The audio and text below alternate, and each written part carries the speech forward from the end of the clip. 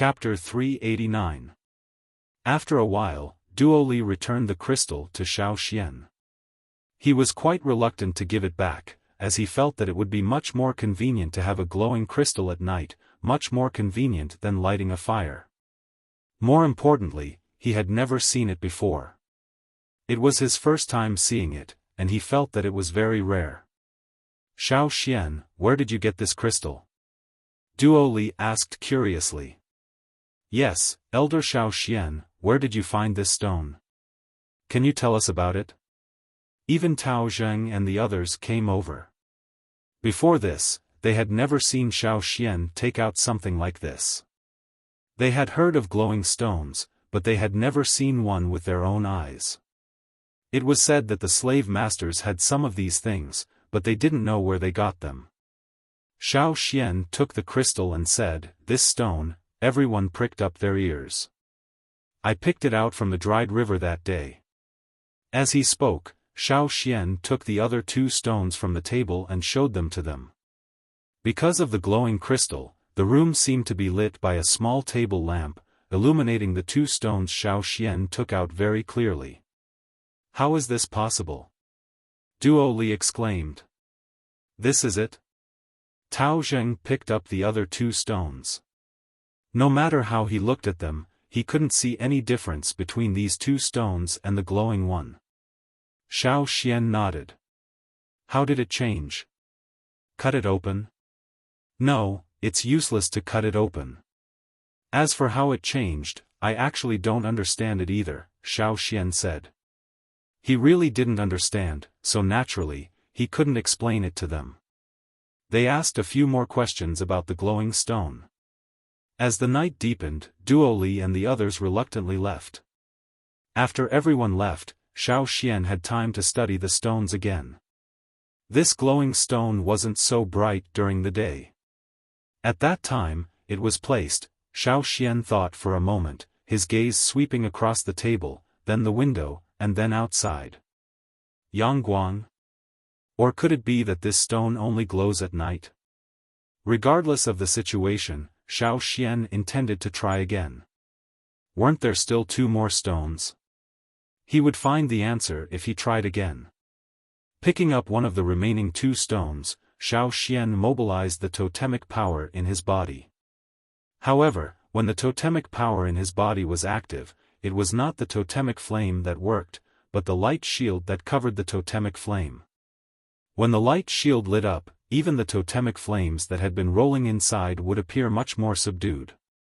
A ray of light extended from the light shield and flowed through Xiaofan's body from head to toe. It then flowed along his arm to the stone in his hand. This time, Xiaofan paid close attention to its changes. He could clearly feel that the outer layer of the stone in his hand had been peeled off. With a rustling sound, the outer layer of the stone shattered into a layer of powder and fell to the ground. Xiaofan didn't need to personally brush it off. The powder naturally fell off, leaving only the crystal behind. However, the new crystal did not glow. It was not even as bright as the first stone during the day. Could it be that it really needed the sun? After bringing back 3 stones, Xiaofan planned to leave the 3rd stone until the sun came out tomorrow to try again. Just like the first stone, after transforming the 2nd stone, Xiaofan also felt a wave of exhaustion. He sat in the same spot for a while before packing up and going to sleep. However, while Xiaofan slept well, some people didn't. For example, Duoli, who had also brought back a stone, was studying the stone in the house. He was so noisy that his father, Duo Kong, woke up in the middle of the night and beat him up before he quieted down. However, he was only slightly quieter and gentler in his actions. When the sun came out the next day, Xiaofan placed the non-glowing crystal that he had transformed last night where Yangguang was. Then, he used the same method to transform the 3rd stone.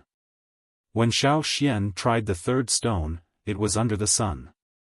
He held the stone with his palm facing upward so that it was fully in contact with Yangguang.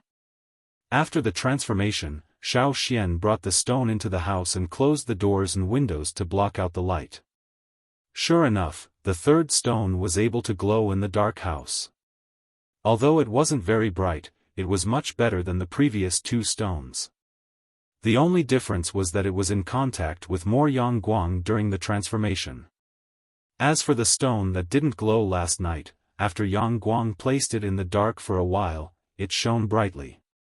Although it wasn't as bright as the drumming tribe's water moon stone, it wasn't any weaker than the first stone. Xiao Xian. Elder Xiao Xian. Duo Li hurriedly ran over. What's wrong? Xiao Xian asked when he saw Duo Li sweating profusely from his anxiety. This. Duo Li took out the stone in his hand, his face dejected. It's broken. Yesterday, he only wanted to study it carefully to see if he could make a stone like Xiao Xian's. But in a moment of carelessness, he broke the stone into pieces. I only wanted to cut off a little bit, but who knew that this stone would break into pieces like this? Duo Li said. Xiao Xian looked at the broken stone in his hand and said, this requires totemic power, not brute force. It was his own fault for not reminding him. Xiao Xian handed one of the 3 crystals to Duo Li. Take this. The other 2 changed too? Duo Li held the crystal in his hand like it was a treasure. Thinking of something, Xiao Xian asked Duo Li, are there very few glowing stones here? Yes. Very few. Duo Li said. I heard that when people from other tribes found glowing stones like this, they would sell them to slave masters in exchange for a lot of food and gold. That was strange. Xiao Xian fell into deep thought. When he was there, although many people liked the water moonstone and it was almost a universal currency, it wasn't rare to this extent. There were other glowing stones too, but they were much rarer than the water moonstone. Why was it that after the people here merged with the fire seed, their abilities increased, but many special things disappeared completely? Could it be that it was because of the fire seed? People gathered all the power of the fire seed in their bodies, so they couldn't obtain the stones and couldn't change them? With this question in mind, Xiao Xian went to find the shamaness. After hearing this, she frowned and thought for a long time. It was ironic. As tribesmen, they had never seen a fire seed. If this was on the other side of the sea, other than the wanderers, the other tribesmen wouldn't believe it. But here, it was true. No tribe had a fire seed burning in their fire pit. The people of the Flaming Horn tribe could only see the totemic flame in their minds. However, they had never seen the flame that their ancestors brought over. No matter if it was stormy, rainy, or snowy weather, it would still burn in the fire pit without any firewood. They had never seen it with their own eyes. They only knew about it through the drawings their ancestors left behind. Even if the shamaness could see more through the Wu roll, it was far from being as clear as the real thing. The shamaness couldn't give Xiao Xian a definite answer, so Xiao Xian could only find the answer himself. After giving the remaining 2 glowing stones to the shamaness and the chief, Xiao Xian decided to go into the forest again and bring back more stones. Knowing that Xiao Xian was going to dig for stones, Duo Li, Tao Zheng and the others were more enthusiastic than the other. Almost everyone in the hunting team came over, including Duo Kong and Guang Yi. They said they had to protect them in case they ran into trouble, but in reality, they were curious too. They wanted to know where the stones came from. This time, there weren't many people going out. They didn't bring along tools for setting traps, but large bags and tightly woven nets. The Taiha tribesmen who had been observing Yanjiao quickly reported this to their superiors. But no matter what, they couldn't guess what the Yanjiao people were up to. Did they find some treasure? The Taiha tribesmen didn't understand. On the other side, the people who went into the forest had a clear goal. They weren't hunting, so they didn't pay attention to anything else. Even if a fat dinosaur walked past, they didn't give it a second glance. Compared to the dinosaur and other meaty beasts, they were more interested in the glowing stones. If they could get their hands on those glowing stones, they could exchange them for more bronze weapons from the slave masters. That was the most important thing. They rushed to the dried-up riverside. Duo Kong saw all kinds of weeds growing on the riverbed and the ordinary stones. He couldn't believe it. That's it? This was completely different from the gemstones with halos he imagined. He was wondering why they hadn't seen any of these stones before, but Xiaofan found them the moment he arrived. These stones had a common face. If it wasn't for Xiaofan, they wouldn't have found these treasures even if they walked 1,000,000 times. That's it. Duoli couldn't take it anymore. He took out a long wooden pole that he had prepared earlier. There was a shovel-like object at the front of the pole. He shoveled and lifted the stones from the riverbed to the bank. Xiaofan hadn't done anything yet, but the others were already busy. They had a clear division of labor. Some were in charge of scooping up the stones, while the others were in charge of picking them up. The dried mud on the riverbed was poked here and there by the wooden pole. The dried upper layer cracked open and some of the soil was pushed aside, revealing the mud underneath. And in the mud, they could see some stones. There are stones under there too? Duo Kong snatched the pole from Duoli and shoveled it into the mud. There really are. The stones covered in mud were lifted onto the table. Ignoring the stench of the mud, they wiped them with leaves and handed them to Xiaofan. Are these yours too? Duoli asked. Xiaofan took them and examined them. Then, in front of everyone, he held the muddy stone and activated his totemic power. The shamaness had said that they were all trustworthy people, so Xiaofan wouldn't hide it from her.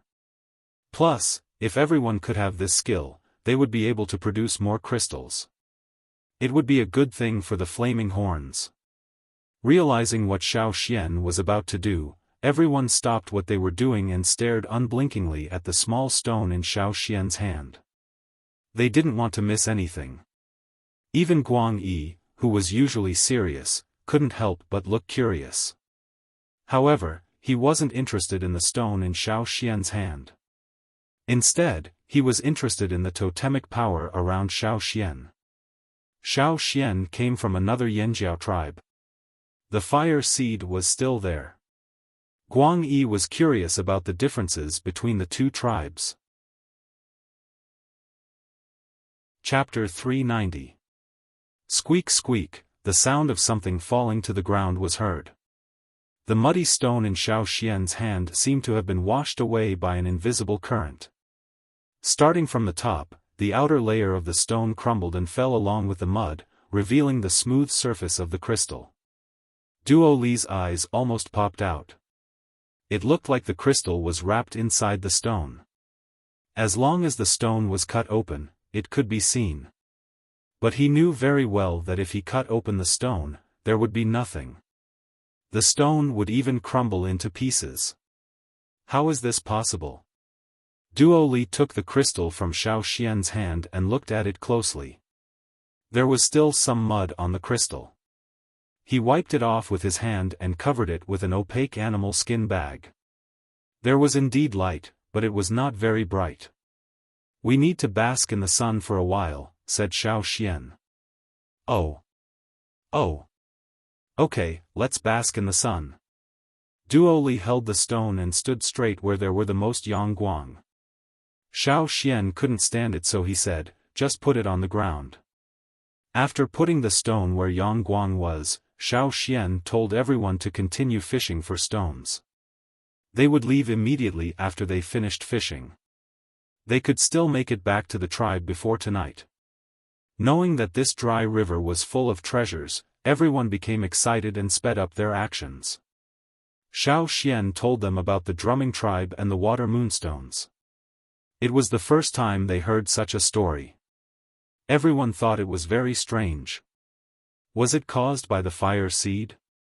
If there is a tribe that can continuously produce water moonstones, there will only be one result, said Duo Kong. They will either perish or become slaves, added Guang Yi. That was why everyone would only say that they dug it out from the forest. They would never say that Xiaofan made it. Everyone who knew about this was the same story. They scooped up more than 10 bags of stones back to the tribe. If it wasn't for the lack of bags and the lack of time to weave more bags, they would have scooped up more. After returning to the tribe, Xiaofan washed the stone and told them about his experience in transforming the stone. After all, the power that transformed the stone came from the eggshell-shaped cover, and not from Yanjiao's totemic flames. The result was just as Xiaofan had expected. No one else was able to change the stone no matter how hard they tried. Even if the shamans did it personally, the result would be the same. Totem power and legacy power were used one after another, but they were still ineffective. Everyone gave up after trying. The totem power fluctuation around Xiaofan was different from theirs. It wasn't unfamiliar, but it wasn't familiar either. It felt strange, but it was something they couldn't do. With a shortcut closed, it was impossible for everyone not to be disappointed. How about this? If I have time, I'll make more. Even if I can't trade it with the slave masters, I can keep it for everyone to use, said Xiaofan. The shamans shook their heads. Looking at Xiaofan's tired face, they said, "Do what you can. No one knows if this transformation will harm you or not. In the past, without these crystals, everyone still lived well. It's fine." After everyone left, only Xiaofan and the shamans were left. The shamans asked Xiaofan how he felt. Other than being tired, were there any other injuries? Xiaofan had just made 2 crystals. "I'm really fine. I'll be fine after some rest," said Xiaofan confidently. "No matter what, you have to be careful," reminded the shamans. "Yes, I know." Back in his house, Xiaofan looked at the big bag of stones on the ground and thought about what happened today. Other than him, no one else could successfully transform a stone into a stone. The power he possessed did not repel the totemic flames of the Flaming Horn tribe. It could also be used on the Rain tribe, the Drumming tribe, and even the slave masters. What kind of power was this? Xiaofan didn't know. The only thing he was sure of was that it had something to do with the fire seed. Over the next 2 days, Xiaofan tried to transform more than 10 crystals. Every time he found that the outer cover in his mind darkened, that was the limit. He stopped to rest, slept for a night, and was full of energy the next day. Compared to the beginning, Xiaofan didn't feel as tired after transforming a single stone. He didn't see black after the transformation, but he couldn't take it anymore. These crystals needed to absorb Yangguang. They couldn't last as long as the Drumming tribe's water moonstones. These crystals could only last for 2 days after absorbing Yangguang. They would only continue to grow dimmer after absorbing Yangguang. Fortunately, there was no radiation, so it was harmless to humans. Xiaofan didn't know how long this situation would last, but it definitely wouldn't last as long as the water moonstones. However, it was enough for daily use or to exchange for things. Soon, it was time to go out. The list of people going out had already been announced. Many people wanted to go, but they still had to go through the review process. The tribe had 2 main requirements for people going out. First, don't cause trouble. For example, Chief Xiaofan's younger brother, Zheng Cheng, who was the one who rashly pushed the door open on the first day of Xiaofan's arrival. Zheng Luo directly excluded him. He was too rash and easily caused trouble, so they didn't let him go out for several years. Second, don't let weak people drag them down. There was also a certain danger when they went out. They might fight with other tribes, or they might fight with the slave owners. Once the fight started, it would not be like hunting at home. The weaker ones would definitely drag them down. This was also for everyone's safety. The people in the tribe packed up 2 days in advance. Sheets of leather were folded and tied up. The people who went out helped carry the things entrusted to them by the people they knew. When the time came, they would bring back the things they exchanged for and distribute them. Xiaofan was new here, so no one asked him to bring anything. He only brought a leather bag with crystals. Xiaofan helped the people in the team carry some things. Xiaofan caught up with the team. The team was led by Duo Kong and left the tribe. Every time they went out at the end of the year, it wasn't just a single tribe. It was possible that several tribes worked together. It was safer that way, and they wouldn't be robbed. And Yanjiao's partner every time was the Taihe tribe. After all, there were only 2 tribes in the area, and they weren't enemies. Although they often had small fights, they could still work together occasionally. It was a win-win situation. Duo Kong brought a team of 100 people to the agreed meeting place with the Taihe tribe. The other side had already arrived, but they had slightly more people than the Yanjiao. After all, not every tribe was as strong as the Yanjiao people. Usually, when the 2 tribes met, they would look at each other with disdain. They would never look at each other in the eye. But today was different. Both sides were quite friendly. Although they didn't express friendliness, they didn't mock each other either.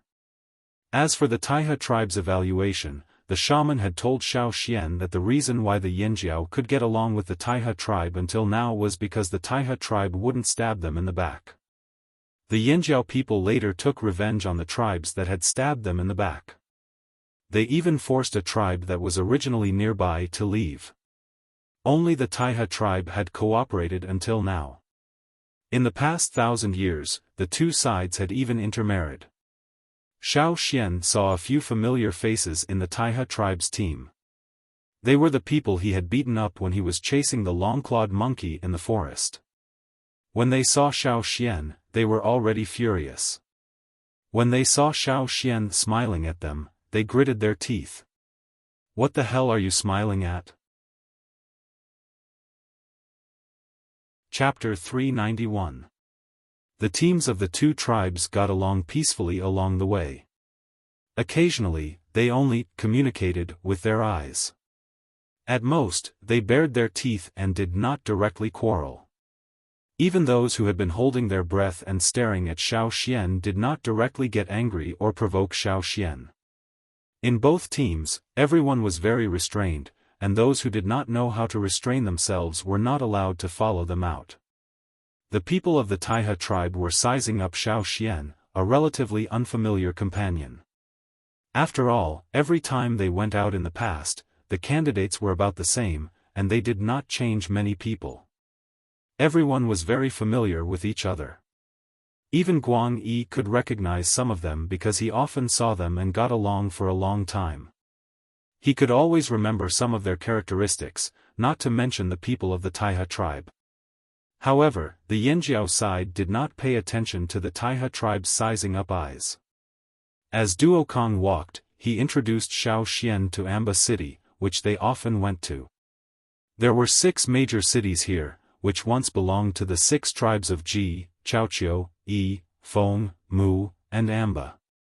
They were also the 6 largest tribes at the time. However, after the Ji tribe unified the other 5 tribes, the place where the Ji tribe was located was expanded several times to form the royal city. The descendants of the 6 tribes lived in the royal city, but the cities originally built by the other 5 tribes still existed. The Yanjiao people had also been to the royal city. Duo Kong told Xiaofan that because they had caused trouble before, they had not gone to the royal city for a long time. Instead, they went to the nearest Amba city. As one of the 6 tribes, the people of Amba had not been idle after they embarked on the path of slave owners. Some of them followed into the royal city, while others stayed in Amba city to develop. At the same time, Amba city was also the largest concentration of tribal people living in this large area. There were also wanderers here, but the status of the wanderers here was not like the ones Xiaofan had seen before. Because of the integration of the fire seed, their dependence on the tribe was much less. People became free and ambitious. Some people left the tribe to develop and become wanderers. Those who had the ability to leave the tribe and develop on their own were all extremely capable people. Otherwise, they would have been slaughtered long ago. From the tribe, with the speed of the Yinjiao people, it would take at least 3 to 5 days to reach Amba City. If the weather was good and they were lucky, the time would be shorter, but if they encountered trouble along the way, it would take even longer. This time, no one came looking for trouble. On the morning of the 4th day, the group arrived at the gate of Amba City. There were guards at the entrance of Amba City. Every team that entered the city had to hand over some items to them before they were allowed to pass. Xiaofan saw that Duo Kong had already prepared 10 pieces of animal skin for the guards. Every 10 people had to hand in 1 piece, and it had to be of good quality. The man picked carefully, afraid that Duo Kong would give him something of inferior quality. After looking, the man's eyes circled around the bundle of animal skins on Duo Kang's back. He wanted to say something, but a few people came up beside Duo Kong. A dozen tall and strong Yinjiao people easily carried the large bundle of things. They moved their exposed muscular arms and grinned silently, revealing big white teeth. The gatekeeper didn't say anything. Thinking that these were Yinjiao people with bad tempers, he would definitely be the one to suffer if they made a fuss. After weighing the pros and cons, he could only give up. Everyone knew that the Yinjiao people dared to make trouble in the royal city. The Taihe tribe benefited because they were with the Yinjiao people and were not harassed. However, the teams that entered the city later were exploited miserably. The city was much larger than the cities in the desert, and the houses were neatly built. There were houses on both sides of the street that sold cloth, pottery, food, jewelry, and so on. Duo Kong said that more than half of the people there were wanderers. After entering the city, the group went straight to their destination, which was a relatively special area in Amba City. It was specially used by tribesmen who entered the city to trade. There were no fixed shops, so it was relatively free and more dangerous. Okay, hurry up and find a place. Duo Kong waved his hand and said to the people behind him. There was no need to say more. The people behind him began to assign tasks. Some people put down the things they were carrying, and then like a forklift, they used brute force to shovel away the people in front of them, clearing an open space, and then began to set up tents. The tree trunks that had been cut down on the way were inserted into the ground, and the framework was set up. Large rolls of coarse linen were unfolded. There were many holes in many places, but no one cared as long as they could be used. The Taihe tribe set up next to the Yinjiao tribe. Looking at everyone's movements, they were very skilled and the division of labor was clear. After a few tents were set up, the group first unloaded the goods and put them inside, letting some people guard them. The other group took out a piece of animal skin and spread it on their arms, or put it on some simple shelves so that interested traders or slave owners in Amba City could better see it. Xiaofan helped set up the tents and spread out the animal skins, then looked to the side. Although the Taihe people also brought some animal skins, they also brought some other things. The Taihe people knew a lot about herbs, so every time they came, they would bring some herbs to sell. These sold faster than the animal skins. The people who were putting things over there saw Xiaofan look over and immediately put on a vigilant expression. Xiaofan calmly looked away and looked at what other tribes were doing in other places. Most of the people around sold animal skins and bones, but there were also a variety of shiny crystals. The slave owners liked to use these raw materials to make things. Xiaofan did not take out the glowing stones at the beginning. He intended to observe them first and then set the price. There were shouts all around, and in order to attract the attention of buyers, they all boasted about the things in their hands. This one said that he had the skin of an adult tiger in the mountains, and that one said that he had the skin of a cave lion king. In short, they had to attract the attention of others first. Although the Yinjiao people's voices were loud, it was a pity that they were too honest. The skin of an adult giant bear was not as attractive as the smaller bear skin from the opposite stall. They had just boasted that it was the skin of a bear king cub, but when they were touched and recognized that it was just the skin of an ordinary cave bear, they still quibbled. Some of the stones used to cushion the table and press the tents were kicked around, and one of them rolled to Xiaoxian's side. These were all ownerless items. Everyone picked them up from the ground, or people who came here before threw them down. They were all ordinary stones. Xiaoxian picked up the stone that rolled to his feet and looked at it. The stone was not good enough to be used as a tool. However, it could be used for other things. Thinking of something, Xiaoxian took out his tools, a small stone hammer made in the tribe, and a small knife. Among the many shouts and quarrels around, a series of tinkling sounds seemed very abrupt. Some people looked in the direction of the sound, wanting to know what was making the sound, but they found that someone was actually knocking on the stone. Xiaoxian waved the small stone hammer in his hand quickly, while the other hand held the stone and kept turning it, knocking out the extra places. When the shape of the stone was not regular, it changed at a speed visible to the naked eye. What is that? It could be said that when gold and pottery were widely used, stone tools were always the easiest to ignore. So when they saw Xiaoxian playing with the stone, some of the merchants who came to see the animal skins suddenly became interested and gathered around to watch. One of them was particularly conspicuous. He was wearing a dark brown animal skin coat. His tall and burly body squeezed through the crowd and moved steadily, as if the surrounding crowd had no effect on him. His two big palms were like palm leaf fans. When he pushed, the people in front only felt layers of pressure rushing straight at them. Before they could react, they were already pushed away. Seeing that person, Duo Kang's eyes lit up. He turned his head and gave a look to the people behind him. Everyone quickly spread out the dark fur animal skins and placed them in the most conspicuous place. Chapter 392. Some people around also noticed the approaching big man. The people who were pushed aside wanted to curse, but when they saw the other party's appearance, they immediately swallowed the words that were about to come out of their mouths. Most of the people present knew this person. He was a traveling merchant and was quite famous. People called him Black Bear, which was very appropriate for his appearance, especially when he was wearing a thick brown and black animal skin coat. Combined with his strong and burly figure, he really looked like a black bear crossing the border. Pushed by the people around him, Black Bear's steps were heavy and steady as he approached Xiaoxian at an even speed. Xiaoxian didn't notice the movements of Black Bear and Duo Kang. At this time, his attention was already on the stone in his hand.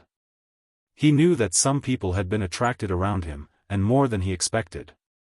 Originally, Xiaoxian only wanted to see if he could use the stone carving to attract a few traveling merchants who were looking at animal skins.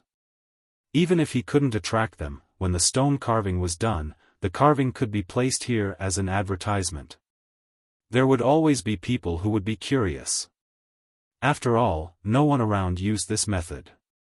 Xiaoxian's stone carving skills were trained by grinding stone tools. When old Ku taught him, the requirements were quite strict. The subtle mistakes would be pointed out to Xiaoxian one by one, and then he would continue to polish and correct until there were no mistakes. Since the effect of attracting attention was better than expected, he had to be more serious. The general outline had been formed. Xiaoxian replaced the stone hammer and picked up the knife to continue. Carving again, Xiaoxian quickly got into the mood. The tinkling sound was gone, but everyone's attention was already on the stone in Xiaoxian's hand. With the flying stone chips and powder, a forest killer was taking shape. The traveling merchants had already left the hunting life. It had been passed down from generation to generation. Some of them had already stopped coming into contact with any large beasts and ferocious beasts. It was natural to feel strange to encounter such a stone carving. This is a carving of a giant bear. A Yanjiao person next to Xiaoxian cried out. When the word giant came out of his mouth, his pretentiousness immediately increased. At the same time, it also proved to others that they had indeed hunted a giant bear. How could they carve such a vivid image of a giant bear if they had never hunted one before? Although there were people who carved on bronze or other objects, they had never seen such lifelike stone carvings.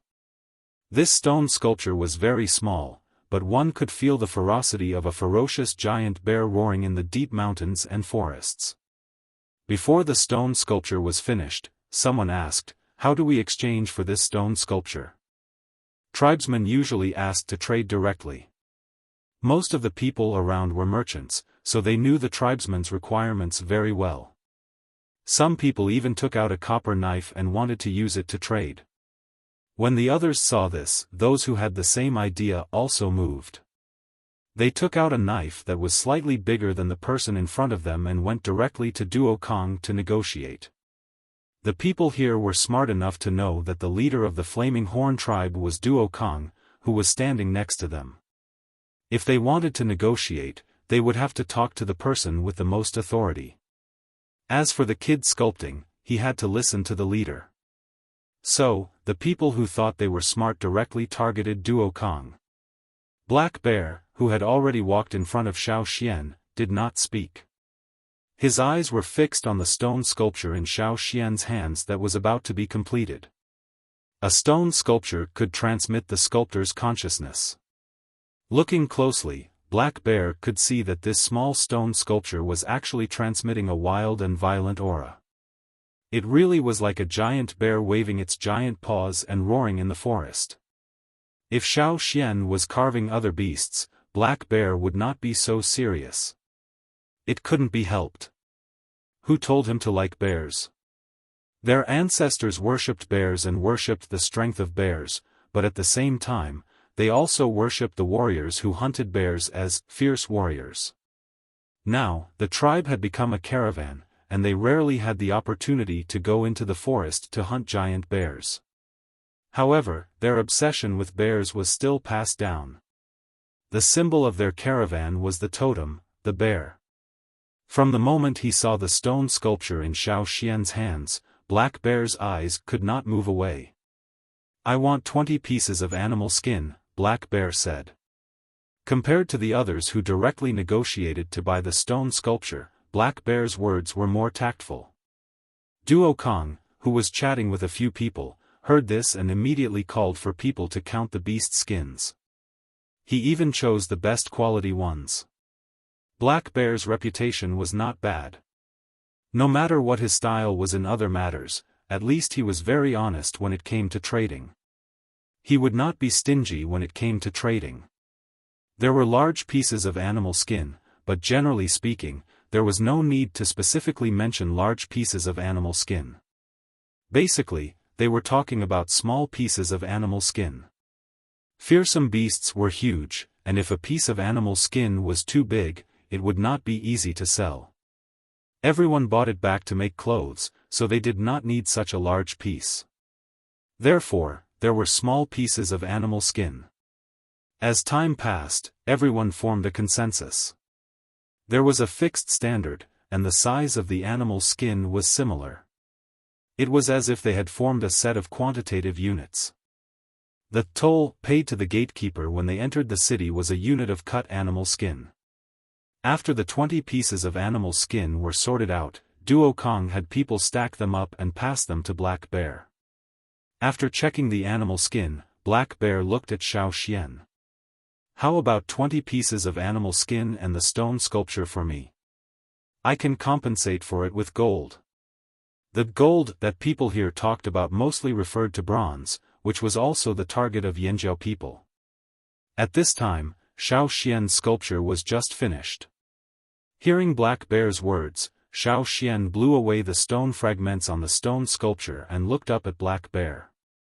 His eyes were calm as he said, 30 pieces. Black Bear's gaze went back and forth between Xiaofan and Duo Kong. Then he looked away and nodded to Xiaofan. "Okay, another 10, no, another 20 pieces. Bear skins are best. If you don't have any bear skins, then find something close to one." Duo Kong grinned and signaled to the people behind him to sort out another 10 pieces. While the others were sorting out the animal skins, Black Bear received the stone sculpture. He looked at it and was very satisfied. He carefully put it into a thick bag of fur that he carried with him. Then he pulled the rope of his coat, grabbed it with both hands, and opened the heavy coat to Xiaoxian, Duo Kong, and the others in a domineering manner. Black Bear's coat revealed large and small knives, swords, axes, and other bronze tools. Some of them were in the inner clothes, some of the bigger ones like axes and swords were in the waist, and some of the lighter ones were hanging in the inside of the coat. Xiaoxian. He cursed several times in his heart. No wonder Black Bear gave off such a strong sense of heaviness. It really was heavy.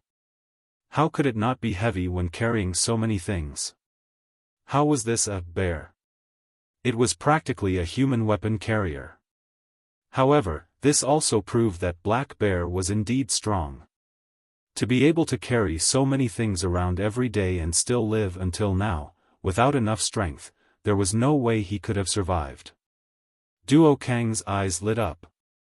He looked at the objects of different colors and sizes.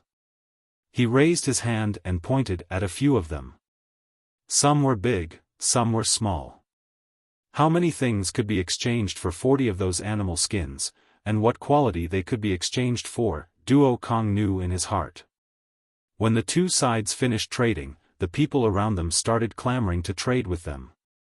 5-10 pieces of animal skins were all bought. With Black Bear in front, they did not doubt the quality and origin of the animal skins that the Yanjiao people brought out. Everyone knew that Black Bear would not buy anything bad. Even if they did not know the Yanjiao people well, following Black Bear was definitely the right choice. They were not as extravagant as Black Bear, but with so many people, Duo Kong was already grinning from ear to ear. However, even if these people wanted more stone sculptures, it was already too late. In one day, almost half of the animal skins were sold. This made Duo Kong very happy. In the past, he might not have been able to sell so many in 5 days. Today, he managed to do it in 1 day. Sure enough, Elder Xiaoxian had a way. At this rate, they would be able to return in less than 10 days. At night, when they were huddled together in a simple tent to rest, Xiaoxian took the time to carve another stone sculpture. This time, it was not a giant bear, but a different kind of fierce beast. For the next 2 days, Xiaoxian would take out a stone sculpture every day. Just like the first day, he would give them away if they bought more. For those who wanted to buy animal skins, this was very attractive. Although many people could not buy dozens of animal skins at once, they would still patronize the Yanjiao area for the sake of the stone sculpture. Those who bought a large number of animal skins to take away the stone sculptures were traveling merchants and people sent by the slave owners to buy them. On the 5th day, the animal skins brought by the Yanjiao people were almost sold out. Everyone did not have to keep an eye on the goods. After exchanging them for copper weapons, food, and so on, they each took what they had and gathered together to exchange.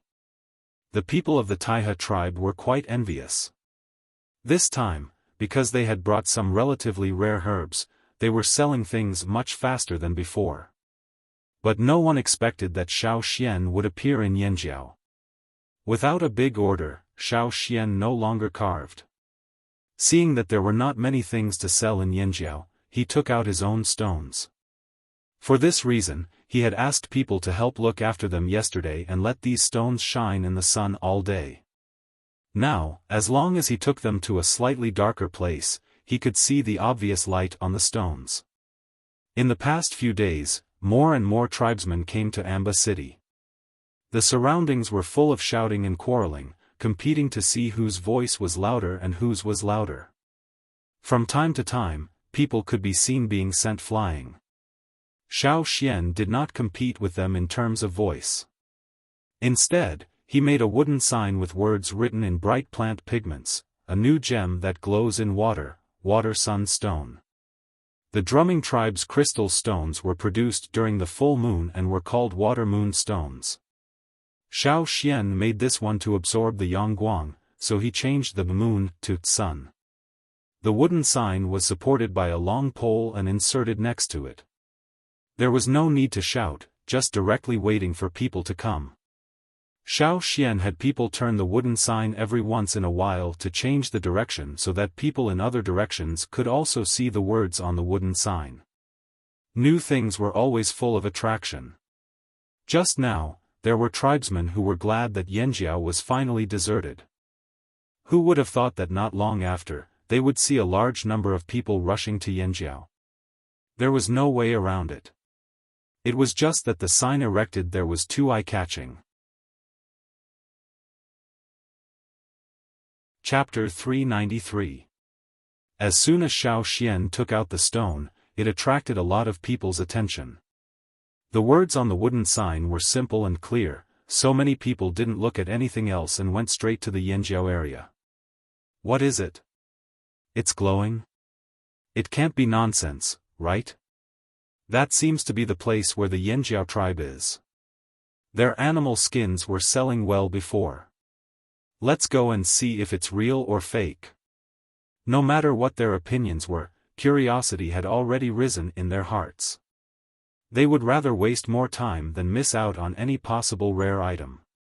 For the purchasers sent by the slave owners, if they brought back rare items, their superiors would be happy, and they could get a lot of benefits. For the merchants, after buying from the tribes, they could change places and resell to other slave owners, and they could still make a profit. On the Yanjiao side, the goods they brought were almost all sold. After Xiaofan took out the crystal, more and more people gathered around, and they spontaneously protected him. Every year, there were many thieves who took advantage of the chaos to steal things, and they had to keep their eyes open. This time, Xiaofan brought a total of 10 crystals, and now he only took out one. At this time, the weather was already cold, and many people were wearing large cloak-like animal skins. It was easy to check if the crystal was really glowing, and they just had to cover it with their own coats. But don't even think about stealing. There were so many eyes around, and as long as they saw the slightest sign, they wouldn't be able to take back their claws. One by one, people squeezed over with large animal skins that completely covered the light, and covered the crystal in Xiaofan's hand with their large animal skins. Their eyes moved closer to look. In the dim field of vision, the small crystal emitted a clear light. Holding it, they could easily see the words in the dark. Without waiting for them to look, Xiaofan had already taken back his hand and showed it to the next person. After looking at about 50 people, Xiaofan put away the crystal and returned to his original position. He said to the crowd, "What do you think? Are you satisfied?" Some nodded, while others remained silent. However, all of them stared at Xiaofan with fiery eyes, waiting for him to continue. Xiaofan didn't say anything.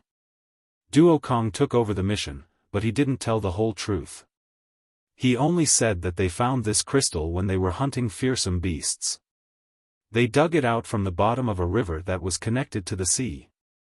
This wasn't a lie. If that river had water, it would be bigger than the one in front of the tribe. It could be considered a big river, right? It was said that the river would flow to another, bigger river, and then the bigger river would flow into the sea. This was not wrong. As for the total number of crystals, Duokong only said that there were 5. This was decided by Xiaofan, Duokong, and the others last night. Unlike Xiaofan, the people who often hung around here were no strangers to Duokong. Therefore, they believed that Duokong wasn't lying. At least, he wouldn't lie completely. While Duokong was introducing the glowing crystals to everyone, Black Bear, who had been away for 3 days, was sitting in a stone house with a large yard in the city. He was holding a large ceramic bowl and gulping down meat soup. There was a large piece of barbecued meat on a plate next to him, which he finished in 2 or 3 bites. While Black Bear was eating, a big man hurriedly pushed open the door and came in. "Boss, the tribesmen have something again," the man shouted as he ran. Every year when the tribesmen came, they would bring some rare things. Although Black Bear had left, he still sent people to keep an eye on them. Did something come out over there? Black Bear wiped his mouth, put down the bowl, and asked. The Yinjiao people brought out a glowing stone. That stone really glows. Really, I saw it with my own eyes. The big man was afraid that Black Bear wouldn't believe him, so he quickly assured him. Yinjiao people again? Black Bear muttered. He put on his coat, called his men, and strode over. On the other side of the chaotic trading ground, Duo Kong had already explained the rules of the trade. They had also discussed it beforehand. They would use the auction mode, and 5 crystals would be auctioned together.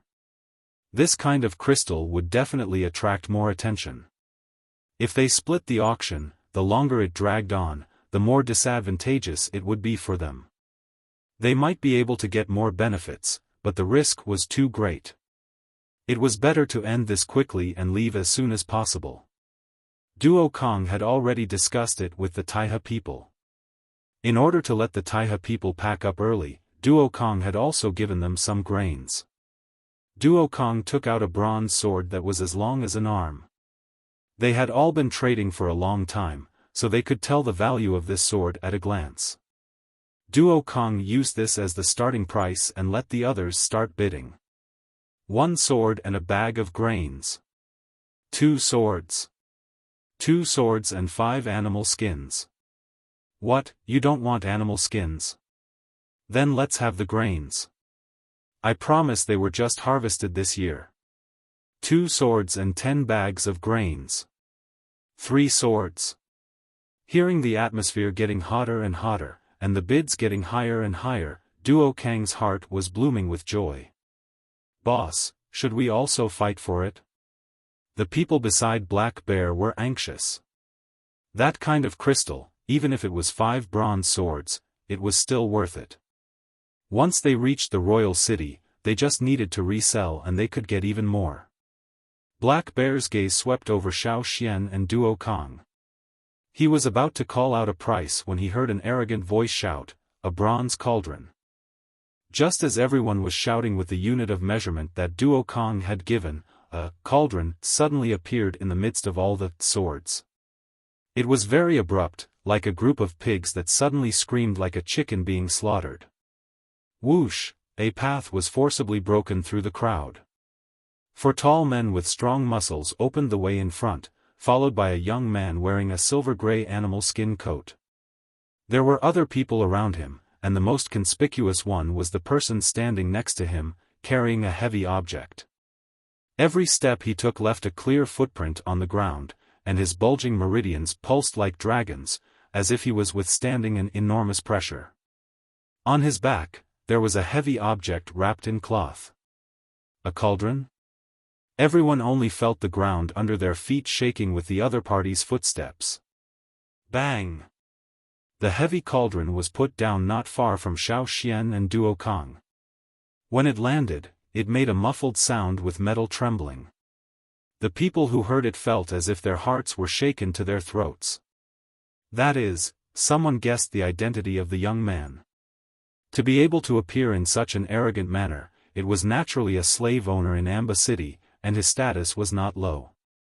The young man who walked slowly raised his hand and swept the non-existent dust on his animal skin coat.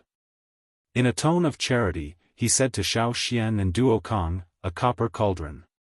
Don't you tribesmen like copper? I'll give you a cauldron, enough for you to make a lot of swords." Duo Kong almost spat out a mouthful of saliva. Listening to this tone, people who didn't know would really think that they could take advantage of it. How could a copper cauldron be the same as a cast sword? Do you really think that a copper cauldron can be easily made into another thing? Do you think we're easy to fool? When the other party pulled down the cloth, revealing the copper cauldron that reflected the dazzling light, many people present exclaimed. Looking at it this way, this cauldron was really good. Hey, that's not right. Why are the 3 legs of this cauldron not the same length? The triangular copper cauldron's 3 legs were too long and one was twisted. It was not stable on the ground, and the pattern on the copper cauldron looked blurry. Even part of the circular cauldron's body was sunken in. The slave owners here valued the cauldron very much. They used it as a ceremonial object, and certainly would not tolerate such a failure in their own homes. Now, this show-off actually took out an inferior product to bully people? What, did he think that he was giving charity to beggars and directly throwing trash? Yanjiao people didn't like slave owners. If you talked to them about strength, they would talk to you about class. If you talked to them about class, they would talk to you about class. They would never talk about the same topic. So the Yanjiao people didn't like slave owners who thought they were great. But the slave owners did have a lot of good things in their hands. There was a lot of technology and knowledge that they needed to learn. They admitted this and paid some price to learn and understand it. But it didn't mean that they were afraid of the slave owners. And when the slave owners looked at the Yanjiao people, they felt that the Yanjiao people were a group of troublemakers. They didn't listen to reason or force, and they were too damn stubborn. Unfortunately, this young master obviously didn't understand the style of the Yanjiao people. No exchange. We don't want the cauldron. We only want the swords and axes that have already been forged, Duo Kong said. He didn't expect to be rejected. The young man frowned and wasn't satisfied with Duo Kang's answer. You don't want it? We don't want the cauldron, Duo Kong confirmed again. The young man smiled, but there wasn't much of a smile in his eyes. Instead, there was a flash of darkness. You must have it. As the young man's last word fell, the person who had just put down the cauldron bent his arms and rushed forward. His arms, which seemed to have accumulated all his strength, were like ignited cannons. He pushed the cauldron on the ground towards Xiaofan and Duo Kong. The cauldron, which was pushed up at high speed, flashed like a golden light. It left the ground and brought with it a biting cold wind and the chill of metal. It went straight for Xiaofan, who was holding the crystal. Black Bear thought that Duo Kong would intervene. After all, in this kind of situation, usually the one who intervened was the leader of the group. They represented the entire tribe. Their opinion was the decision of the entire group. Fight or compromise? The onlookers thought to themselves. But to everyone's surprise, Duo Kong, who was standing closest to Xiaofan, didn't make a move. He still stood in the same spot. Xiaofan, who was facing the cauldron, lowered his waist and bent his knees. His whole body was like a mountain that was rooted to the ground. He raised one arm and pressed it against the cauldron. He actually chose to take it head-on. Bang! With the reverberation of heavy metal, it was as if a huge drum had suddenly been struck, producing a deafening sound wave. Even the golden light reflected by the three-legged cauldron seemed to have been completely dispersed in that instant. The moment the sound rang out, everyone in the tribe's trading area was shocked. What happened? This was what those who didn't see what happened were thinking. What happened? This was the person who saw the whole thing but couldn't react. Black Bear's eyelids kept twitching. That kid actually took it head-on with one hand. Bang! There was another sound. This time, it was different from the explosion of sound waves. This time, it was the sound of a heavy object falling to the ground. The body of the cauldron, which was almost as tall as a person, fell to the ground again. The surrounding soil and stones were shaken away. The dust was blown away by the wind, but the cauldron didn't move forward an inch. It stopped in front of Xiaofan. Chapter 394. Because of the protection of his subordinates and several slaves, and Ping, who sat there with a proud posture, did not suffer much damage from the momentum. Only the sound just now hurt his ears. Pushing aside the people in front of him, and Ping frowned and looked at the person standing there like a mountain. He looked at the totem pattern on the other's body and seemed to have seen it before, but he couldn't remember. And Ping cursed his bad luck. Today was really unlucky. He went to check the goods early in the morning and brought back the pre-ordered cauldron. Who knew that there would be a mistake in the cauldron casting? In a fit of anger, he let the slaves around him carry the cauldron away, intending to find someone else to cast the cauldron. There were so many people in the Yin family, why let an outsider cast the cauldron? What's more, it was cheaper to cast the cauldron himself. However, when he came out of the cauldron casting, he heard someone say that there were treasures in the free trade zone, so he brought people over. He wanted to exchange a useless cauldron for those treasures.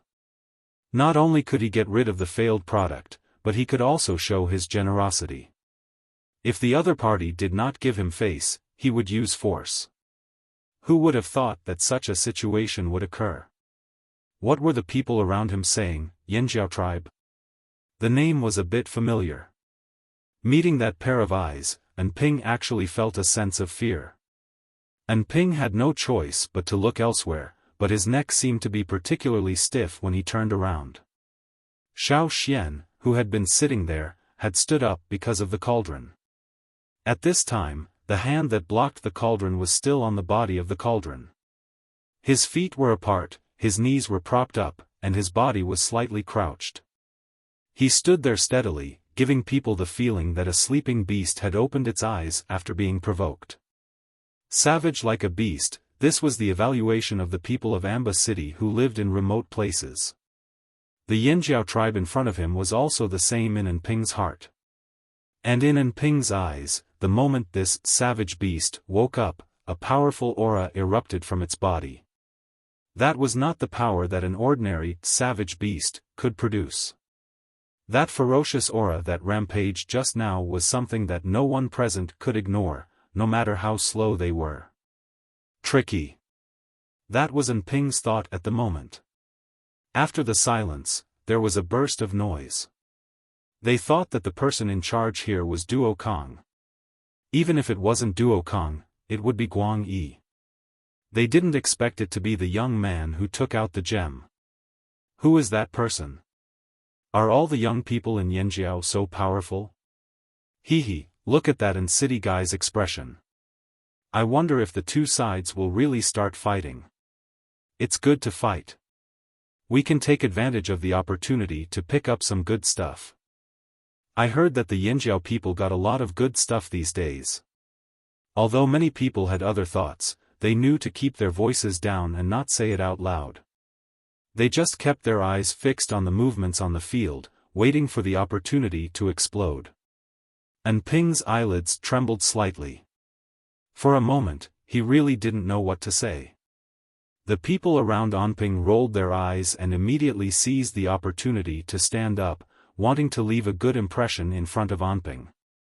He took a step forward and pointed his finger at Xiaofan and the others. He raised his chin and said, "What? Do you want to be enemies with the 6 tribes of Amba?" Because they used to belong to one of the 6 strongest tribes, even if they were later merged and subdued, the people of the Amba tribe, who were now the people of An City, still liked to call themselves the 6 tribes of Amba. This way, they would have face and satisfy their vanity. Unfortunately, for the Yanjiao people, it didn't matter if you were from the 6 tribes of Amba or the 7 tribes of Amba. If you stepped on our bottom line, don't blame us for fighting back. Xiaofan looked at the other side calmly and said, I heard that you 6 tribes of Amba like cauldrons.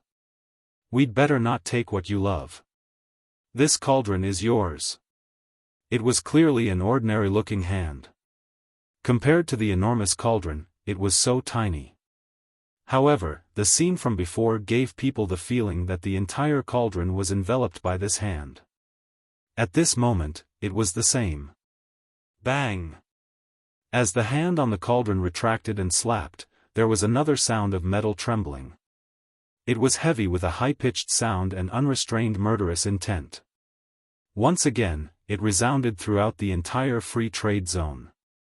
The cauldron, reflecting the golden light of the sun, turned into a stream of light and flew straight to the person who had just jumped out. The cauldron flew so fast that the person who had just jumped out couldn't avoid it at all. Under the collision, the skin on the surface of the person's body seemed to suddenly split open, bursting out several bloody marks. Blood splashed from the cracks, and the sound of broken arm bones and sternum was completely suppressed by the sound made by the cauldron. All the people around saw was the figure of the person who flew out upside down with blood spurting out. When he fell to the ground, there was a long trail of blood. The cauldron fell to the ground. Because the 3 feet were uneven, it couldn't be stabilized. After landing, it buzzed and swayed several times before standing crookedly. At this time, the flaws of the cauldron were completely exposed. Black Bear looked at the crooked cauldron with contempt in his eyes. They didn't even bother to look at this kind of thing. As for the idiot who took out this thing and wanted to force a trade, he deserved to be slapped in the face. Not only Black Bear, but even the others who were thinking about how to pick up the scrap secretly felt that this was a good slap in the face. Did they really think that their tribesmen's eyelids were shallow and that they could be dealt with by a little broken thing? Although the onlookers retreated a little further, as if they wanted to stay away from the battlefield, they didn't really leave. They didn't mind watching a show. Moreover, for most of the tribesmen here, they usually gave face to the people surnamed in Amba City, but they weren't really afraid of them. Naturally, they were happy to see the Yinjiao people humiliate the Ans. Anyway, this matter didn't involve them. On the other side, seeing his subordinates on the ground, Ping's expression twisted. This was a provocation. A provocation to the authority of Amba City. Unable to sit still any longer, Ping suddenly stood up and waved his hand. Beat them. After a pause, he added, get those glowing stones back for me. After receiving the order, several figures around Ping rushed straight to Xiaofan. But this time, Xiaofan didn't move. When the other side rushed over, several figures also rushed out from his side and behind him. Duo Kong and Guang Yi rushed to the front. Did they think they were dead? If they all relied on Xiaofan to fight alone, they would be scolded by the shaman and chief when they returned. There was the sound of metal clashing, as well as the collision of bones and muscles.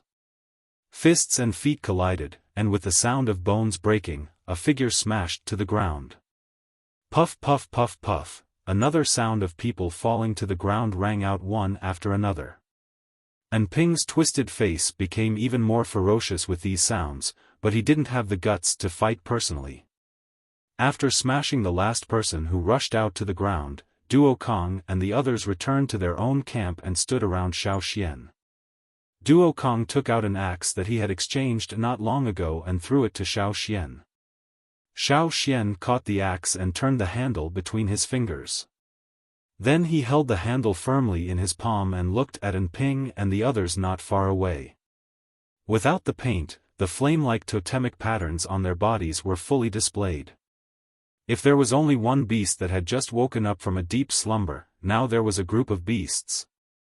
The aura of 100 people was almost twisted together like a burning axe, ready to break through all obstacles. Strong, fearless. Even the bystanders who had retreated could feel the pressure clearly. You have your untouchable status, I have my overbearing and unreasonable ways. Don't try to reason with me. In the free trade area, the first person to break the rules has no right to talk about reason.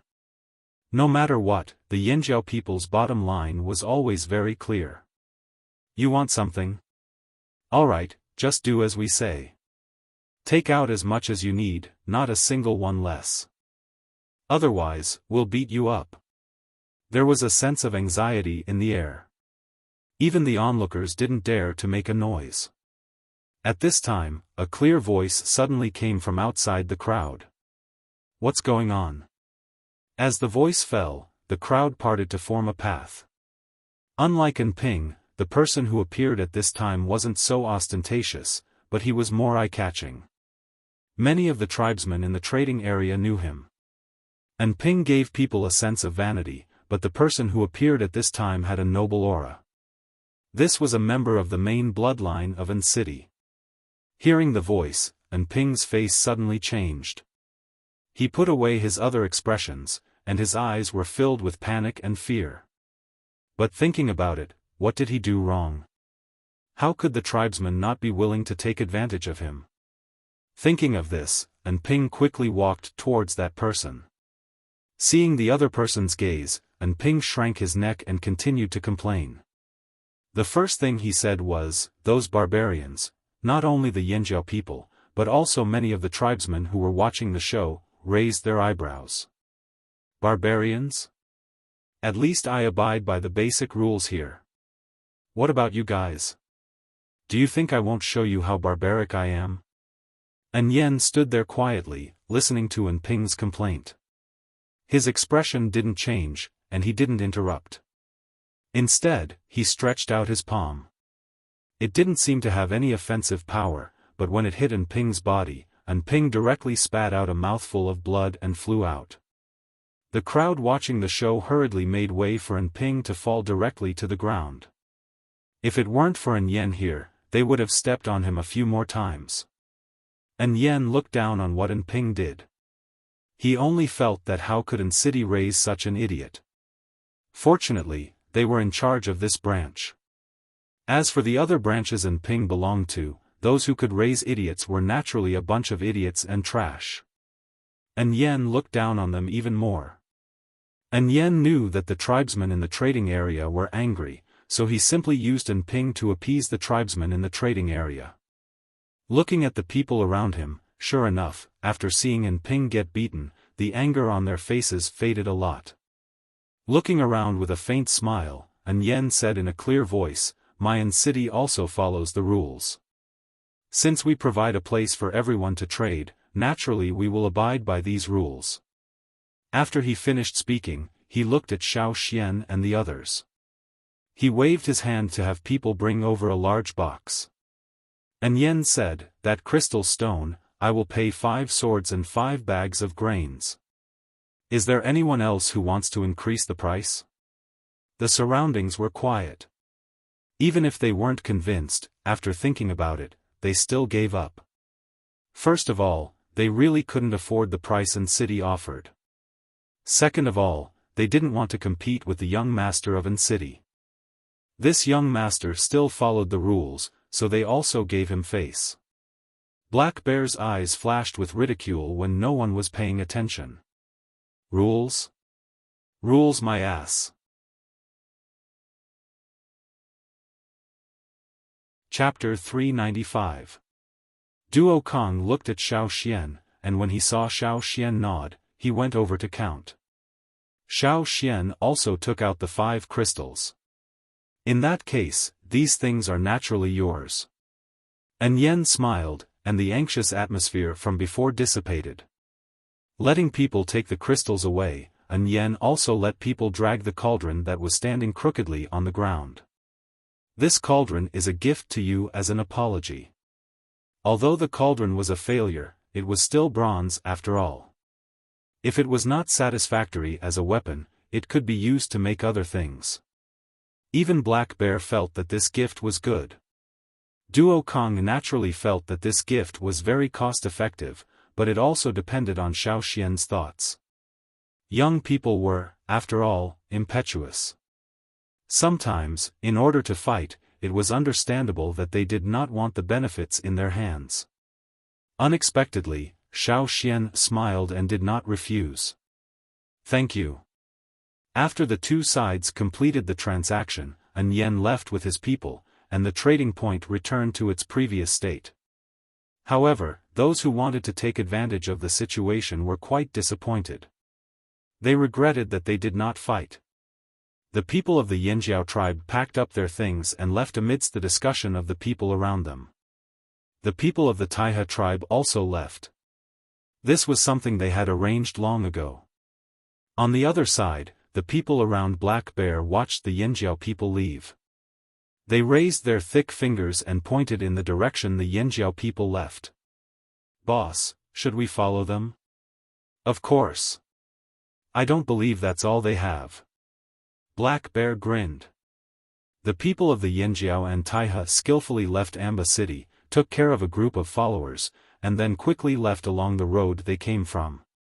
Originally, Duo Kong planned to go another way. This was what they did every time. When they came, they would take one road, and when they went back, they would take another road. It was safer this way. However, Xiaofan suggested that they go along the original road for a while, and then change. Anyway, the two roads were not far from each other at the beginning, so it was not too late to change. There wasn't much cover around this section of the road, so if there was anyone, they would be able to discover it in advance. At first, the people from Taihe were against Xiaofan's decision, but fortunately, they would still change their route when the time came. After thinking about it, they reluctantly accepted it. However, it was natural for them to have their own opinions, so they didn't give him any face. The large cauldron had already been wrapped in a green-gray cloth, so it wasn't as conspicuous as before. The Yanjiao people were strong, so it wasn't that strenuous for them to carry it. After a while, they would switch to another person to carry it one by one, so it wouldn't take too much time. The journey back was much more dangerous. There were quite a few robberies.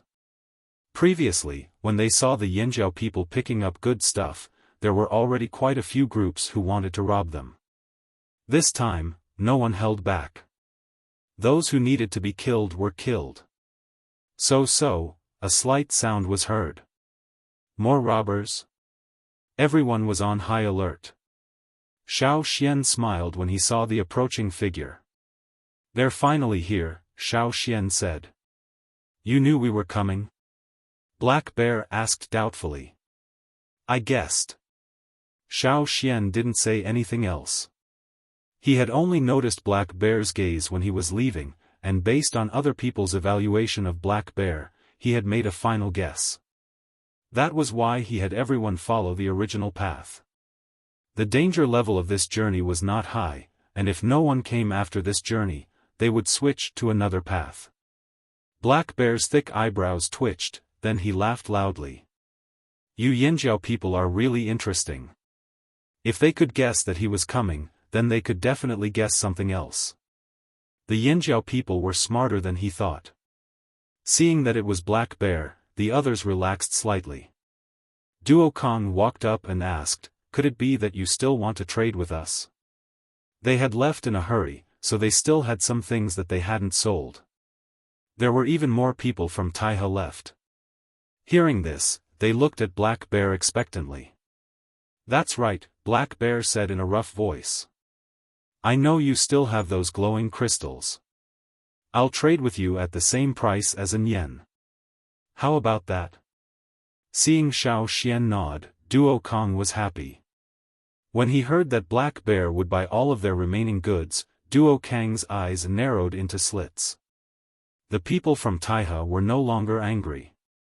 In fact, they were quite grateful for Xiaofan's decision. Now that they had sold all of their goods, it would be easier for them to go back. After letting his men complete the trade, Black Bear asked Xiaofan about the use of the glowing crystals. After Xiaofan finished, Black Bear touched the thick leather hat on his head, took out a piece of bone engraved with a bear pattern, and handed it to Xiaofan. "If you have such goods in the future, you can come to us directly. I'll still eat the animal skin and other goods. Oh, and that stone carving of yours, if you have it, I also want it. It's best if it's a giant bear, but if there's no giant bear, other things are fine too." Black Bear also mentioned their base in Amba City. Coupled with the bone plate, if Black Bear wasn't in Amba City, they could still trade as usual. The Yanjiao people didn't have to worry about being cheated. Cooperation? The Taihe people were a little surprised. Black Bear's reputation was indeed good, but he didn't always have a fixed partner. They had trading forces everywhere, so they didn't have to be afraid of the people of Amba City. Even if they were enemies of Amba City, they would still trade with them, not to mention the Yanjiao people who only had a little friction with them. But even so, the Taihe people were still surprised that Black Bear would find Yanjiao people to cooperate. Could it be that he really took a fancy to Yanjiao's crystals? After the trade was completed, Black Bear added, "Don't believe the people of Amba City, especially when they mention rules. Because in the hearts of the Amba people of the 6 tribes, what they say is the rules. The people of Amba City never had fixed rules. In the past, when the Yinjiao people went to Amba City to trade, it wasn't conspicuous, and there weren't many things that they really valued. But this time was different. The Yinjiao people not only beat the people of Amba City, but also took out things that would cause trouble. "Thank you for telling us," Xiaofan thanked him.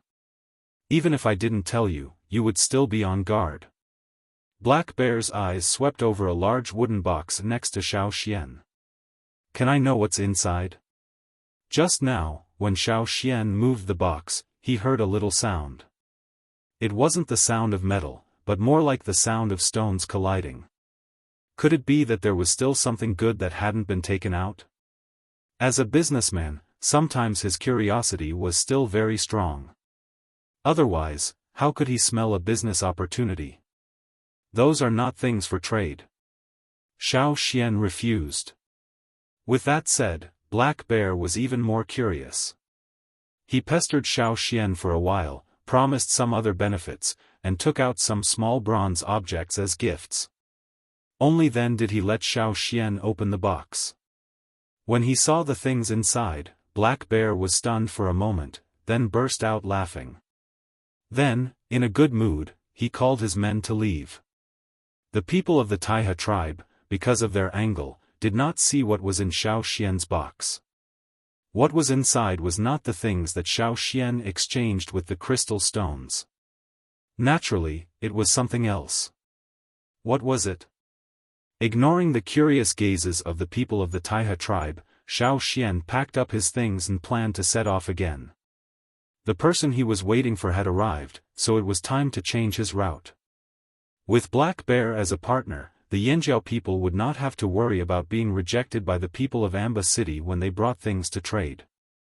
After taking 2 steps, Xiaofan stopped again. He saw that the cloth wrapped around the cauldron had been torn. Guang Yi was letting people wrap it with other cloth. Although this was a failed cauldron, the material and parts of the cauldron were still very exquisite. The body of the cauldron was heavy and thick, and the engravings and words on it were full of an ancient and fierce sense of mystery. At that time, when An Yen proposed to give the cauldron as a gift to the Yinjiao people as an apology, the others felt that because the cauldron was a bronze object, it could be recast into other objects or exchanged for more benefits, so the Yinjiao people accepted the gift. But Xiaofan agreed to accept the cauldron not entirely because of this. The main reason was that he was very interested in the engravings and words on the cauldron. The people of the Great 6 Cities used the cauldron as a ceremonial object. The cauldron symbolized power.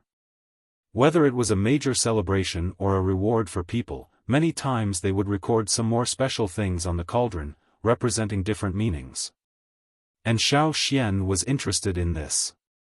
Yes, most of the people here were literate, but the extent of their knowledge was very limited. The words they were familiar with were the words commonly used in daily transactions. As for the more complicated words, there were fewer people who understood them. Some of the more complicated sentences were extremely simple but profound, just like the conclusion used by the tribe in the past. They were even more confusing, so there were even fewer people who cared about them. Many people made their own weapons, but never added words on it. At most, they added their tribe's totem or name, and nothing else. They felt that it was too troublesome, and were not as particular as the people of the Great 6 Cities.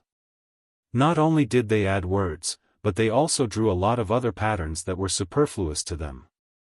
Just like this cauldron, although they knew that there were words on the cauldron, they only felt that it was for decorative purposes and could not understand it. They were also not interested in these things, so naturally they would not look at it. When the cauldron was wrapped up again, Xiaofan's gaze moved away from it. "Let's change our route." Duo Kong called the rest of the people who were still resting, and the group set off again. On the other side, Black Bear led his people away. There were also people who tried to rob them, but they were all dealt with quickly. "Boss, you saw that kid from the Yinjiao tribe in the box. What was in it?" One of the people in Black Bear's team pulled a leaf from a nearby tree, wiped the blood on his sword, and asked. "Something interesting," Black Bear replied. "What could make you laugh like that?" Everyone was puzzled. "How many of the people in Yen sent out, do you think will come back?" Black Bear asked. They had a wide network of people in An City, so they were naturally aware of An Yan's movements.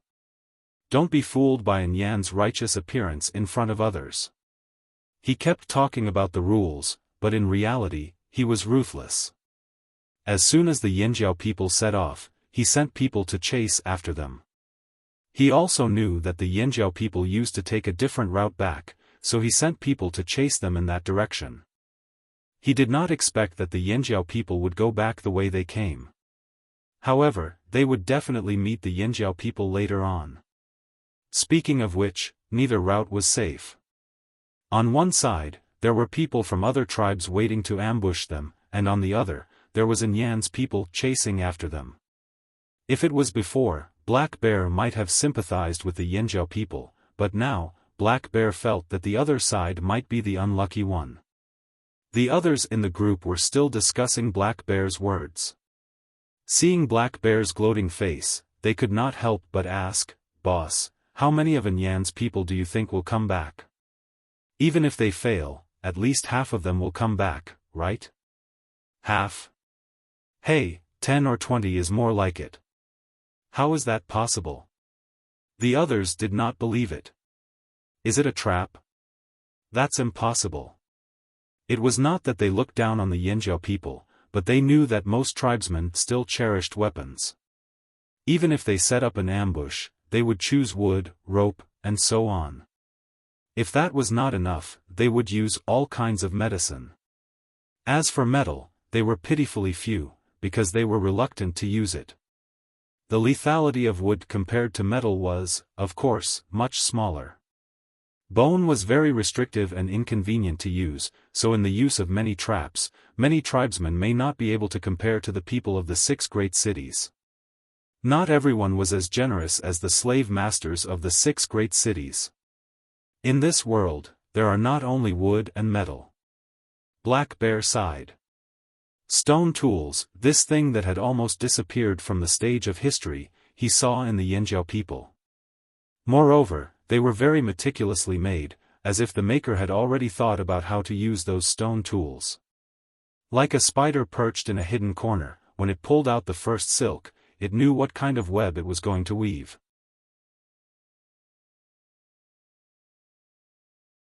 Chapter 396. When Xiaofan was in the free trade area, before he took out the crystal stones, he would spend his free time every night polishing stone tools. Because the animal skins sold quickly, many of the Yinjiao people were idle for the next few days. Xiaofan asked them to find stones, and then choose the stones they were satisfied with and polish them into the required stone tools. Xiaofan learned from Duo Kong and the others what kind of terrain the road back was, how high the mountains were, how much vegetation was distributed, how many species of animals and plants there were, and so on. Therefore, when he was polishing the stone tools, he had already thought about what kind of traps and nooses to set up. Even if there were no crystal stones, according to Duo Kang's past experience, they would still encounter a lot of robbers. In the free trade area of Amba City, many people could talk and laugh with you one day, but the next day they could ambush you in the mountains and kill you. When going out to trade, it was necessary to be vigilant. Therefore, Xiaofan made these stone tools to prevent too many people from chasing after them. Stone tools were not like gold tools. As long as there were no special requirements, the requirements for stone were not very high. Usable stone materials were everywhere in the mountains and forests, unlike gold tools, which were not distressed to waste. For many tribesmen, a small dagger could be precious. Of course, it was impossible to throw out gold tools like darts or hidden weapons. If they threw them away and couldn't get them back, they would definitely be distressed. Obviously, the people sent out by An Yan to chase after them had the same idea. They inquired about the Yanjiao people's previous style of conduct and inquired about their past deeds, but they had never heard that they would use large-scale traps and hidden weapons on their way back, so they didn't care about chasing after them. At first, because the Yanjiao people did not follow the original route, they didn't see any figures. Later, when they saw footprints and other traces of walking, they excitedly continued to chase until they heard the slight sound of a string bouncing. It was as if a bird had flown up from a tree, and then they were faced with dense wooden thorns. It was really too sudden. Even if they reacted quickly, they couldn't completely avoid the sudden attack of the wooden thorns. One of the members of the team waved the sword in his hand, and the sword shadows formed a shield, blocking the wooden thorns that were shot at him. At the same time, he kicked the ground with the tip of his foot and quickly bounced away, trying to avoid these wooden thorns. However, when he landed again, he stepped on something. He felt as if there was a thin rope suddenly pulled out from under his feet, and then there were wooden thorns coming at him from the side. Not only that, every time he took a step back, he would trigger a hidden noose, and then round after round of attacks. There were so many people in the team. As long as one or two of them triggered the trap, once they panicked, they would trigger the other traps. It would be impossible to guard against them.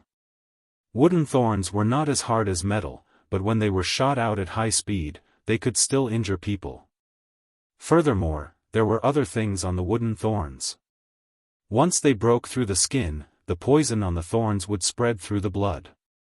It would not kill them, but it would cause them a lot of trouble. It would also affect the speed of their pursuit.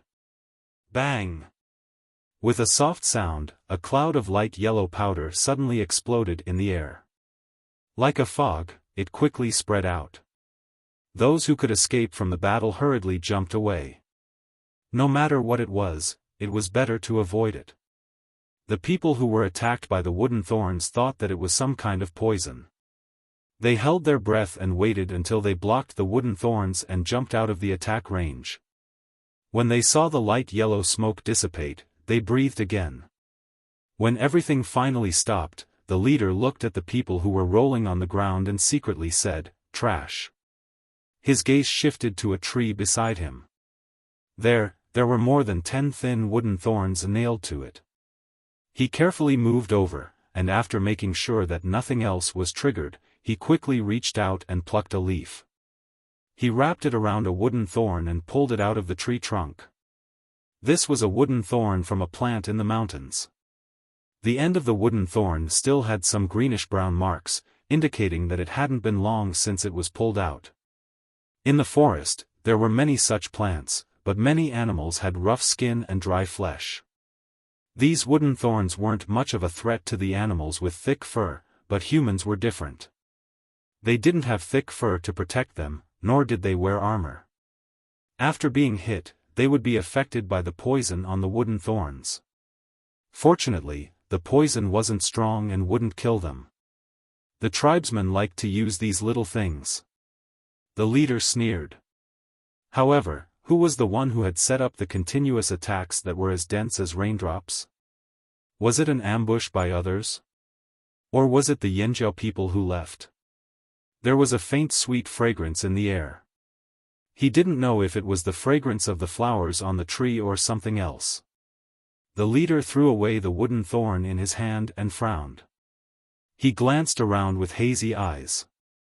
Even after several rounds of attacks, they still couldn't find any traces of a trap. Keep chasing. Ignoring the people on the ground who were affected by the poison, the others planned to continue forward. Everyone, be careful. Those tribesmen like to use these little things. The leader said. In their eyes, these were all little tricks made of wood and flowers. But, after just 2 steps, they didn't know who stepped on something, but there was a short sound of rattling vines. Everyone's nerves suddenly tightened, and they clenched the weapons in their hands. The leader grabbed a bronze shield from one of the team members and vigilantly looked in the direction of the sound. However, they did not receive a new wave of wooden spikes. Instead, they saw a few strange wooden objects that resembled crescent moons fly out. Furthermore, they did not fly towards them. Instead, they flew in a direction far away from them. The flying wooden objects accurately passed through the gaps between the branches in the forest. They weren't blocked by the thick trunks and dense branches. Instead, they rushed out of the cover of the leaves and flew in an arc into the distance. Bang bang bang. They didn't know what the flying wooden objects hit, but when they heard the sound, the pursuers' hearts jumped and their nerves tightened again. After the wooden objects hit something, they flew in other directions. Then, some dense whooshing sounds came. Realizing what it was, the leader shouted, "It's the leaf-piercing bee. Dodge!"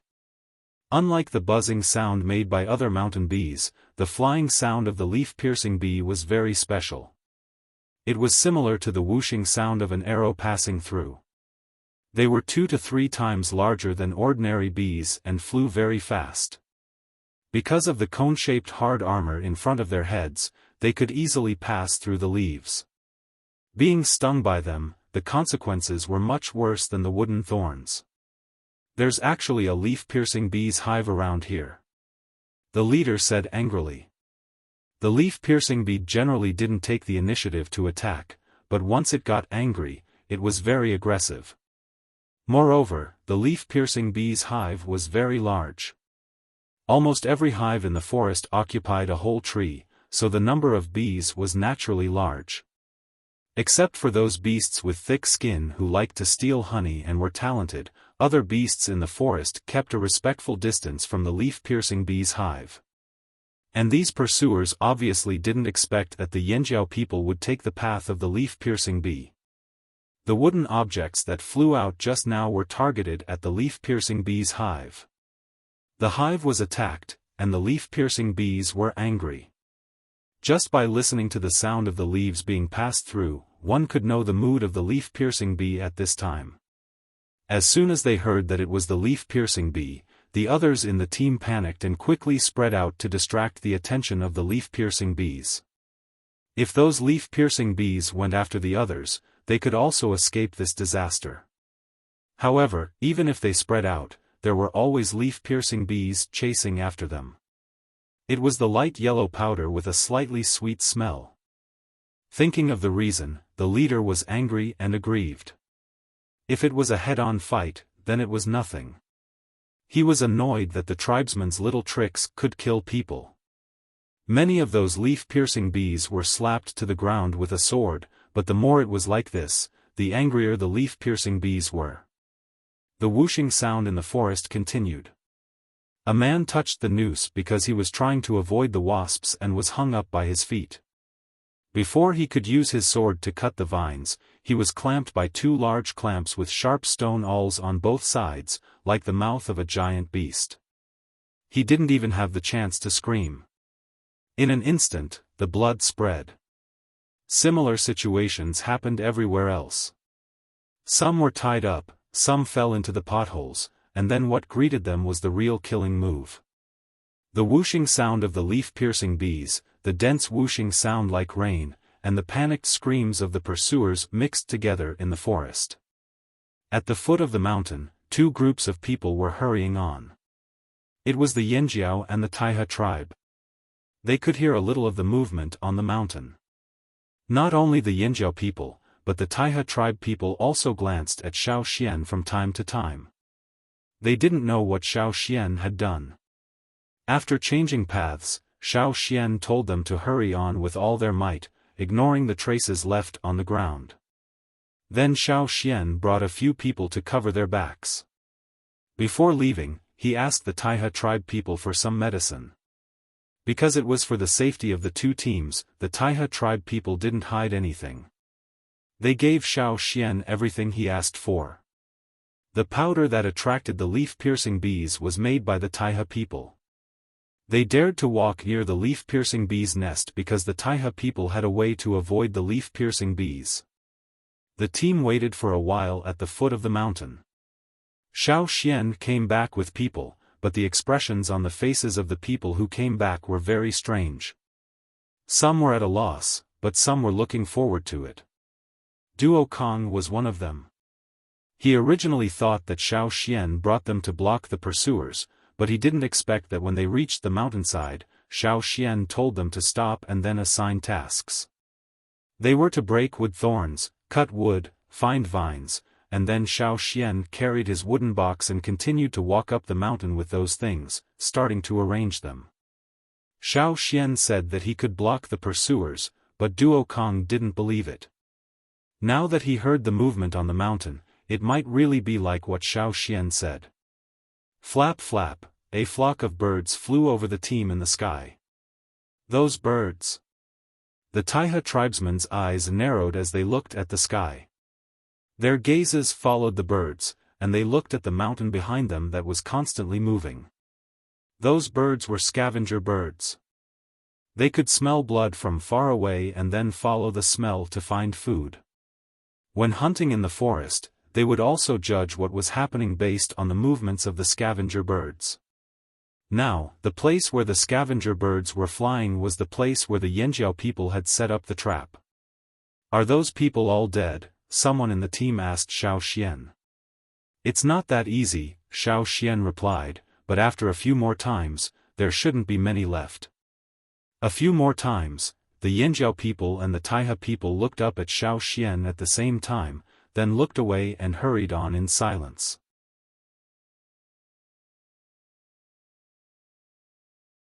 Chapter 397. The team didn't cover their tracks. Even if they did, they wouldn't be able to cover them completely, so they didn't bother. There were a few hundred people carrying goods and cauldrons. It was impossible for them to not leave a trace in the forest. After a while, Xiaofan would set up some more traps. The Taiha people would also help. Their drugs would make Xiaofan's traps even more pleasurable. As long as the people behind them continued to follow their footsteps, they could continue to enjoy themselves. If they could use skills to deal with the enemy, why would they need to use brute force? The Yanjiao and Taiha people were happy to see this. They didn't need to waste time and manpower to deal with the pursuers. They only needed to be on guard against the people who had been lying in ambush in the forest. This greatly reduced the pressure on them. 2 days later, the number of ambushes had decreased. They didn't see a single person after half a day. Duo Kong relaxed. It was finally over. From now on, they only needed to be on guard against the beasts in the mountains. Because of Xiaofan's traps, the people behind them didn't catch up. Occasionally, they would see a flock of scavenger birds chirping as they flew overhead. Along the way, they saw Xiaofan making stone tools. During the break, the people in the team were still in the mood to ask Xiaofan how to use and make stone tools. If they were ever trapped in the forest and didn't have any other weapons, they could make stone tools to save themselves. Hearing Xiaofan say that because their team had very few gold tools, they basically used stone tools. If it was before, everyone would have imagined a powerful image of a person holding a huge rock to smash a beast. However, after experiencing the events of the past 2 days, everyone realized that stone tools could also play a big role. It was not just the skill of smashing rocks. When they didn't have any metal tools, the brothers in the other team used all kinds of stone tools to deal with the beasts in the mountains. The brothers in the other team were really fierce. If there was a chance, they really wanted to meet them and have an in-depth discussion. As for the stones Xiaofan mentioned, many people were confused. From their point of view, all stones looked the same. Guang Yi, who was face-blind, was the fastest learner in distinguishing stones. When the people of Yanjiao and Taiha returned to their tribes, on the other side, in Amba City, An Yen looked at a dozen people covered in blood and mud standing in front of him. He was so angry that his face turned green. With a flick of his hand, he threw the palm-sized wine cup on the ground. A bunch of trash. The person who was scolded stood there, trembling with fear. He lowered his head and did not say a word. This time, they had indeed lost a lot of people. Encountering those continuous traps was one of them. They were also robbed by other tribesmen and suffered many casualties. Once they were out of Amba City, the other tribesmen put away their smiles. Whatever they could rob, it didn't matter if they were from the 6 tribes of Amba or anyone else. The immediate benefits were the most important. Because of the trap, many of the people in Yen sent out were injured. They were also taken advantage of. He sent out more than 100 people, but in the end, only a dozen came back. How could an Yen not be angry? It was like being pressed by a big stone in the chest. It was so stuffy that he wanted to vomit blood. The Yanjiao people didn't get the remaining crystal stones in their hands, and they didn't even get the bronze cauldron back. Why did an Yen easily give away such a big bronze cauldron as a gift? One was to attract hatred. Giving it away in front of so many people in the free trading area would definitely attract more people's attention to the Yanjiao tribe's trading team. Of course, an Yen was happy to borrow other people's hands to cause trouble for the Yanjiao people. The second reason was to use the bronze cauldron to delay the Yanjiao people's pace. It was definitely inconvenient to carry such a big cauldron in the mountains and forests. It would also leave traces of walking, making it easier to track. But the result was like a loud slap, mercilessly slapping an Yen in the face. Bronze was still very rare to the tribesmen, and the casting process was complicated. Every cauldron, especially those large ones, required a lot of manpower and material resources. Because of its rarity, it had always been exclusive to the slave masters since its creation. Moreover, it was only owned by the leaders of the 6 tribes. Those with lower status in the city did not have the ability to own one at all. Most people could only use pottery cauldrons. Of course, as the descendant of the leader, an Yen had the right to give cauldrons to others, but to give it to the tribesmen? An Yen really didn't think about this. Even if it was a failed casting cauldron, he didn't want to give it to the tribesmen directly. He only wanted to use it as a chess piece. But he didn't expect that this chess piece would be snatched away. How could he expect the tribesmen to spit out something that was taken back? Bang! Probably because he felt that the bronze wine cup wasn't enough to vent his anger, an Yen smashed an exquisitely made ceramic cup with an extremely thin body. Get out! Seeing these people standing in front of him, an Yen was angry. If it weren't for the fact that he still needed these people after losing so many people, he would have already dragged these wastes out and beheaded them. The next time the Yanjiao people came to Amba City's free trade area, he would definitely teach them a lesson. Unfortunately, what an Yen didn't know was that the Yanjiao people had already made a deal with Black Bear and didn't need to run to the free trade area. By the time the Yanjiao and Taihe teams returned to the tribe, the weather in the mountain forest had obviously turned cold. Standing at a high place, they could see the yellowed leaves everywhere in the mountain forest. It wouldn't be long before those leaves completely fell, and at that time, winter would come. After going out to trade, the Taihe tribe people learned one thing: it was better not to provoke Yanjiao's little elder. He could fight head-on. Playing dirty? He could still do it. Especially the few people who fought Xiaoxian before. They were glad that Xiaoxian didn't trap them at that time. Otherwise, they would have been tortured to death or angered to death. After parting with the Taihe people, Duo Kong led the team back to the tribe with a smile on his face. The big cauldron that reflected the golden light was also carried by Duo Kong. At this time, there was no need to hide it. He lifted the cloth to reveal the body of the cauldron, which was quite eye-catching. Looking at Duo Kong, who couldn't wait to jump up and show off with the cauldron, Guangyi pursed his lips and called for the others to follow. Walking through the forest, they saw the river outside the tribe. On the other side of the river, Chief Zheng Luo led the tribe people and stood there to welcome the trading team. The big cauldron Duo Kong carried almost blinded the eyes of the people who came to welcome them. Zheng Luo's first reaction when he saw the big cauldron was disbelief. He closed his eyes and opened them again. Duo Kong was still carrying the shining cauldron with a grin on his face. If they didn't exchange for something useful, how could they exchange for a big cauldron? And it was a flat one. If they used it to cook, it wouldn't even be as good as the big stone pot left by their ancestors. Seeing that the cauldron was unstable, Zheng Luo's expression darkened. What's going on? Zheng Luo went forward to ask. If Duo Kong had exchanged for this cauldron with weapons, he would immediately call for a tribal meeting and remove Duo Kong from his position as chief. Duo Kong put down the cauldron and shook his arms to loosen his muscles. Then he smiled and said, "You mean this cauldron? It's Xiao Xian's."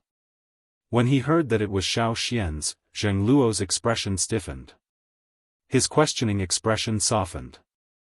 He was about to reprimand Duo Kong for not advising Xiao Xian to exchange for the cauldron when Duo Kong briefly explained the situation. After hearing this, Zheng Luo put away his dissatisfaction and stroked his beard. He smiled and said, "Since it's a gift, just accept it." Who wouldn't accept something that was delivered to their doorstep? As the chief of the tribe, Zheng Luo obviously thought of more things. To the slave masters, this cauldron was not something that could be casually given away. He could already guess in Yan's expression now. They went for wool and came home shorn. They deserved it. They deserved it for showing off. When he heard that Duo Kong was working with Black Bear, Zheng Luo smiled even harder. He said, "Good. Good. Good." Zheng Luo, who was in a good mood, called Xiao Xian up the mountain and gave him some linen and silk fabrics. "While you were out, another team from the tribe went to trade with other tribesmen. I have a lot here, take some with you." Although ramie and other textile materials were rough, they were cheap and easy to obtain. Everyone used them more, but silk fabrics were rarely used. The slave masters really liked those glossy and smooth fabrics. After giving Xiao Xian some linen and silk fabrics, Zheng Luo asked Xiao Xian about the trade. Duo Kong only gave a brief explanation. He wanted to know more about the details. When he finished, Zheng Luo looked at the cauldron he brought back. Cloud pattern flat cauldron. "It should be made by the Xia people," Zheng Luo said. Xia people?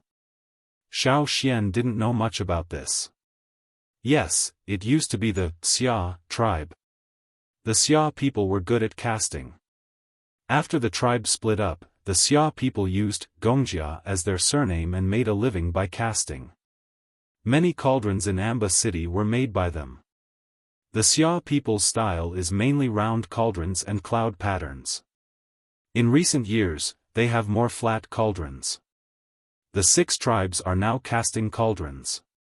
Most of them are round cauldrons, followed by square cauldrons, and flat cauldrons are the least common.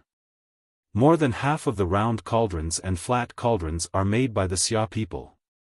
Plus, the Xia people like cloud patterns and not beast patterns, so this cauldron should be made by the Xia people. But I don't know why this cauldron failed. Zheng Luo looked at the flat body of the cauldron and then at its feet, puzzled. Since he couldn't figure it out, Zheng Luo stopped thinking about it. He said to Xiao Xian, "You can decide on this cauldron. You can melt it or keep it for your own soup." Xiao Xian carried the cauldron out of Zheng Luo's place. When he returned home, he put the cauldron in his stone crafting room. It was big enough and spacious enough for him to study the patterns on the cauldron. The words on the cauldron were a little cryptic and ancient. If it were anyone else, they probably wouldn't be able to read or understand, but Xiao Xian could still understand some of it. The usage of the language here had more or less changed after 1,000 years. There were some differences in the usage of words and grammar. What Xiao Xian learned from the people in the desert was actually the usage of the language here from 1,000 years ago. It was closer to the ancient method on the cauldron. Xiao Xian wrote all the words on the body of the cauldron on a piece of cloth for later study. But when Xiao Xian finished writing those words and looked at the cauldron standing there crookedly, he felt that the patterns on the body of the cauldron were a little strange. It was like a whirlpool, attracting people's attention.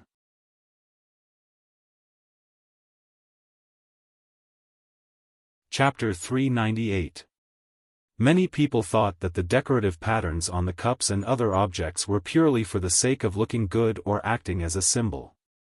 Xiaofan used to think so too, but the more he came into contact with these things, the more Xiaofan found that there were many mysterious things in them. Just like the cauldron in front of him. Xiaofan thought that what was displayed on the cauldron was all about the achievements of a slave owner in Amba City or other heroic deeds, or records of some memorable things. But when he carefully observed it, he found that there were many things that he could not understand. Yes, just these words did contain some of the glorious history of Amba City. Although there were a few words that Xiaofan could not understand, it did not affect his understanding of those words. They were words of praise for the ancient Amba tribe, as well as a few congratulatory words.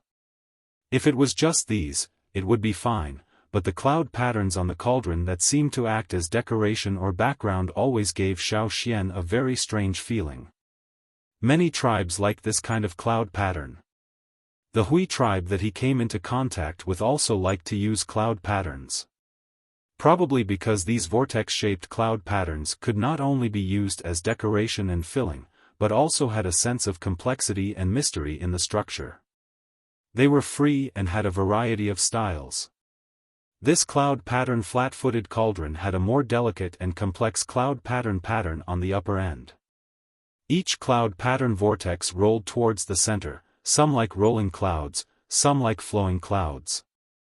What was composed of many cloud patterns was not a simple two-sided structure that repeatedly overlapped up and down, but was combined in a more natural way. It was much more complex than the cloud pattern used by the Hui tribe.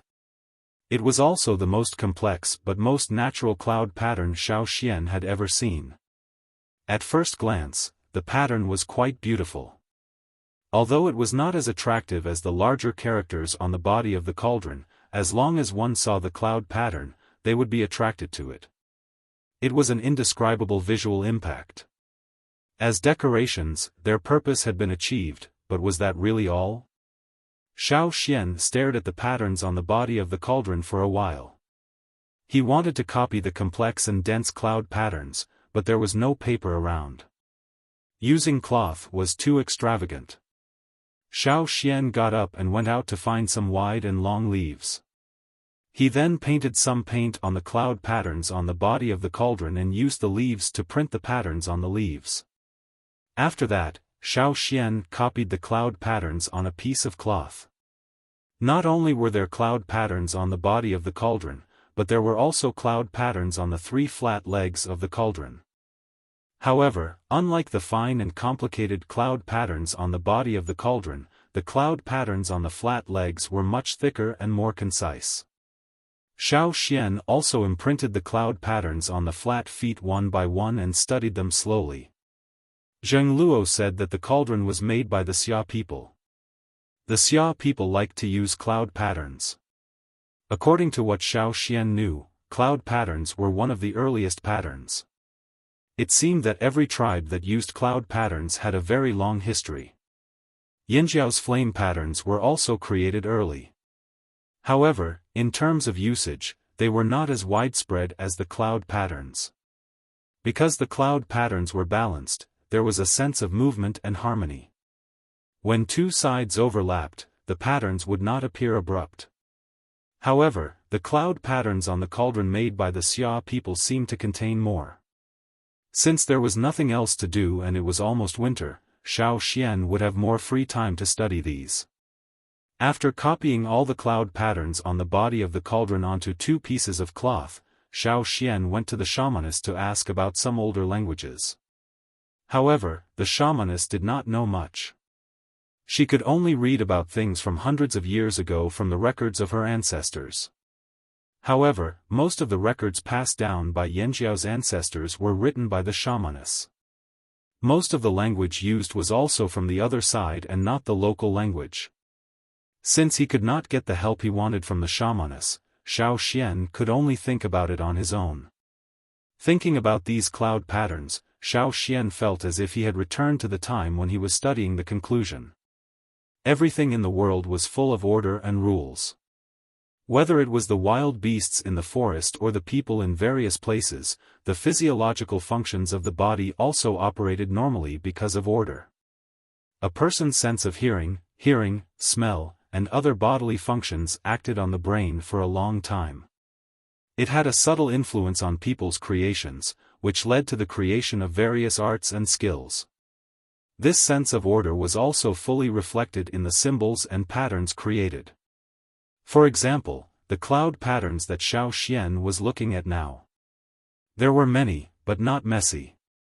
The person who created such a complicated and natural cloud pattern must have pursued a sense of balance and order in his creation. Only in this way could the cloud patterns on the body of the cauldron be produced. Then, under order, what did such a complicated combination of cloud patterns represent? Xiaofan stared at the cloud patterns for a day but could not figure out anything. After thinking about it, Xiaofan went to the forest to pick up some leaves. The leaves that fell on the ground had already turned yellow, but they had not withered. The leaves were wider, and each one was larger than an adult's palm. They were also thicker. After picking up the leaves, he dried them under the sun and stored them for later use. At the same time, Xiaofan also made a square sand table. The sand table was not deep, about 1 square meter in size. Xiaofan picked up a branch and drew on the sand table. The combination of the complex cloud patterns seemed too difficult. Xiaofan tried to divide the cloud patterns into several pieces and draw them on the sand table. Every time he separated a cloud pattern, he would draw a single cloud pattern on a leaf. After spending 5 days, Xiaofan finished disassembling the cloud patterns on the cauldron. It was only a preliminary disassembly. He did not know if it was correct or not. Because there was no comparison, no one could tell Xiaofan whether it was correct or not. Art existed in exaggeration and rendering, and the artistry of the pattern made it much more difficult for Xiaofan to disassemble it. After thinking for 5 days, in addition to eating, drinking, and going to the toilet, all the time was spent on disassembling.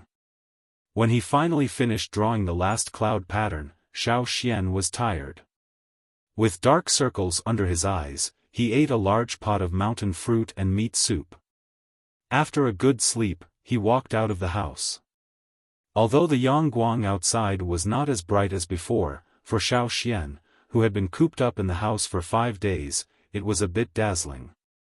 After recovering from his trance, Xiaofan planned to go to other places at the foot of the mountain to relax. It was not necessarily beneficial to be tense all the time. Maybe he could get some inspiration by walking around. Recently, the temperature had dropped sharply. Almost every day, the temperature difference from the day before could be felt. Looking into the distance from the mountain, a lot of yellowed trees could be seen 5 days ago, but now they were much thinner. Recently, the people who went out to trade had all returned. Not only did Duokong bring people to trade in Amba City, but there were also people who went to other tribes to trade, silk fabrics, and other things. Some of the hunted meat was hanging outside to dry. Walking down the road, Xiaofan saw many beast heads and legs hanging in front of every house. Seeing a familiar figure, Xiaofan shouted, "Zhao Ming, what are you doing?" Zhao Ming, who was carrying fruit into the house, looked in Xiaofan's direction and said happily, "Xiaofan. Elder." Xiaofan looked at the fruits wrapped in big leaves. These were all kinds of fruits that were rarely eaten in the tribe. He asked, "What are these for?" "To make soup." Some fruits were not eaten directly. The tribesmen used them as seasonings to make soup. "No, these are for the tapers." Speaking of this, Zhao Ming's face was red. Xiaofan remembered that he brought back a nest of tapers from hunting. Both the big ones and the small ones were brought back in a net bag for Zhao Ming to raise. "Where's your brother?" "Not at home." Xiaofan scanned the house and did not see any adults. He went to chop wood with the others. Zhao Ming brought Xiaofan to see the tapers he raised. The little tapers were bigger than when Xiaofan brought them back. Their fur had grown thicker. The colder the weather, the more fur these tapirs would have to protect them from the cold. When they saw Xiaoxian come over, they all squeezed towards the mother model. The big ones and the small ones all nested in the corner with branches and dried grass. They're quite energetic. You raised them well. You can eat them when they're a little bigger. Xiaoxian looked at the tapirs and said. Xiaobi's mother said that these tapirs will grow faster after winter. They don't eat much in winter, so they grow slower. Zhao Ming thought of something and said happily to Xiaoxian, but when they grow up, I won't eat them anymore. Why? Xiaoxian was confused. Didn't these little kids always drool when they saw the wild animals in captivity? Why wouldn't they eat them? Zhao Ming smiled, showing his white teeth. He did not speak, but faint patterns appeared on his face. The patterns were gradually deepening. It was not as fast as Xiaoxian's, but it was definitely deepening steadily. Totemic patterns? Xiaoxian was shocked, then smiled. Congratulations, you're about to become a totemic warrior. Although he had heard about it from others, it was Xiaoxian's first time seeing a tribesman who did not awaken during the ceremony. Perhaps this was the difference brought by the disappearance of the fire seed. The fire seed had been integrated into every Yanjiao's bloodline. As long as they reached the boundary of awakening, the fire seed in their bloodline could help them awaken at any time. There was no need to wait for the ceremony. As for why Zhao Ming said he would not eat tapirs, of course, it was because once he became a totemic warrior, he could eat higher-level beasts, such as fearsome beasts. Even if he could not eat them, he could exchange them for other things. It was not a loss. After walking around the foot of the mountain, Xiaoxian was called up by Guang Yi, who was carrying a large bundle of firewood. Before this, Xiaoxian did not go out. He looked like he was busy with something, so no one bothered him. Now that Xiaoxian had come out, they called him up the mountain to talk. After spending so much time together, Guang Yi, who had face blindness, finally had an impression of Xiaoxian. Although Xiaoxian's face was still blurry, he could recognize Xiaoxian just by looking at the bone ornaments Xiaoxian wore. Winter is coming. The shamaness said it will start snowing in 3 days. The chief has been discussing the winter hunt for the past 2 days, Guang Yi said to Xiaoxian. Usually, when winter started, there would not be heavy snow. The tribe would organize a hunt, and when it started snowing, they would not go out. After going up the mountain, Duo Kong asked Xiaoxian if he wanted to go for the winter hunt. The winter hunt had its dangers. Not everyone was suited for it. I'll go, Xiaoxian said. He wanted to use this opportunity to hunt a better prey to make a ceremonial animal robe for the ceremony. Winter here was not long. After the end of winter, there would be the most important ceremony of the year. This was also the first ceremony Xiaoxian attended since he came here.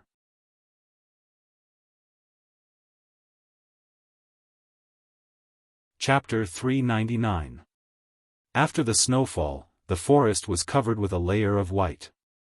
Xiaoxian went out to hunt with the hunting team. Most of the beasts were thick-skinned but hairless.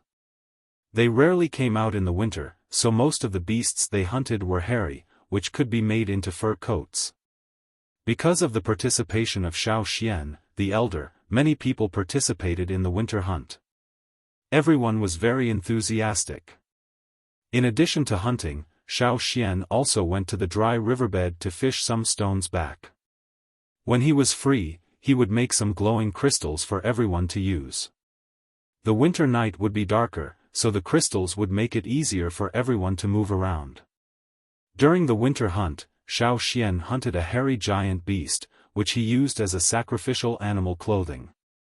When the snowfall in the forest increased, the people in the tribe stopped going out. The river around the tribe was also frozen, so there was no need to build a bridge. They could walk directly on the river. The children in the tribe liked to play on the river. For the people in the tribe, winter meant boredom. Every day, they would gather in groups of 3 to 5 to exercise their muscles and bones, and teach the new warriors. Since they couldn't go out to hunt, they could only use other ways to vent their energy. Xiaofan spent most of his time in the house studying the cloud patterns. Occasionally, he would come out for some exercise, and then he would study again. Sometimes, he would ask the craftsmen in the tribe for advice. Their craftsmanship came from their ancestors, who learned it from them, and then summed up their own experience and passed it down from generation to generation. They had a good understanding of the casting and forging styles of each faction, and had a lot of contact with the works of the Xia people. However, the craftsmen in the tribe didn't know much about the cloud patterns that Xiaofan asked about. The craftsmen did give Xiaofan some handwritten notes from their ancestors. Because the craftsmen sorted them out by themselves, they were messier than the ones left by the shaman. Some of them were missing parts, or they weren't clear. Xiaofan could barely read them. In order to express his gratitude, Xiaofan gave them a few glowing water sun stones, which made the craftsmen very happy. He spent the winter studying cloud patterns and making water sun stones. When Xiaofan heard the cheers outside, he realized that winter had already passed. Winter came late here, and the days where they couldn't hunt weren't long. This made Xiaofan unable to react when he heard the noise outside.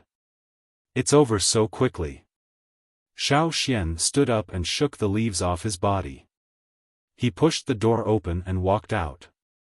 Because of Xiaofan, some families in the tribe also used the water sun stone. Even on a moonless night, other than the light from the fire, some sparkling lights could be seen. And now, the 2 crescent moons that had disappeared in the sky had reappeared. From now on, the sky would be illuminated by them for the next year. The moon came out and winter was over. The most important thing for the tribe was to offer sacrifices. They were in different places, but the time was synchronized. There was no such thing as day on one side and night on the other.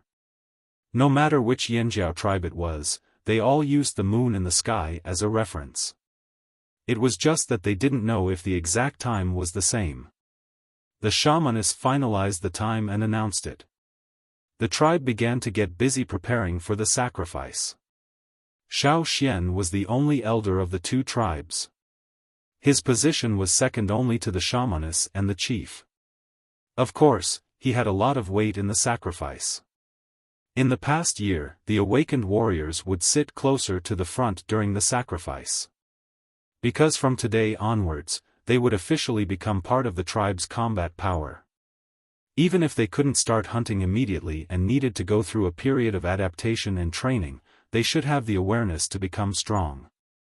They couldn't continue to play around like children all day long. When night fell, all the tribe members gathered. The fire in the fire pit had been lit by the shamaness. Xiaofan, the shamaness and the chief stood closest to the fire pit. Looking at the fire in the fire pit, as the shamaness chanted, Xiaofan suddenly had a feeling that there was also a fire on the other side far away. He couldn't help but look in that direction. Far away on the other side of the sea, in the old haunt of the fearsome beast mountain forest, it should also be the day of the sacrifice. There was no communication, but their hearts were connected. The shamaness originally wondered if the ancestral bone ornaments would appear again in today's sacrifice. But as she chanted, she found that the fire in the fire pit was especially active today. It was even more vigorous than the day they welcomed Xiaofan.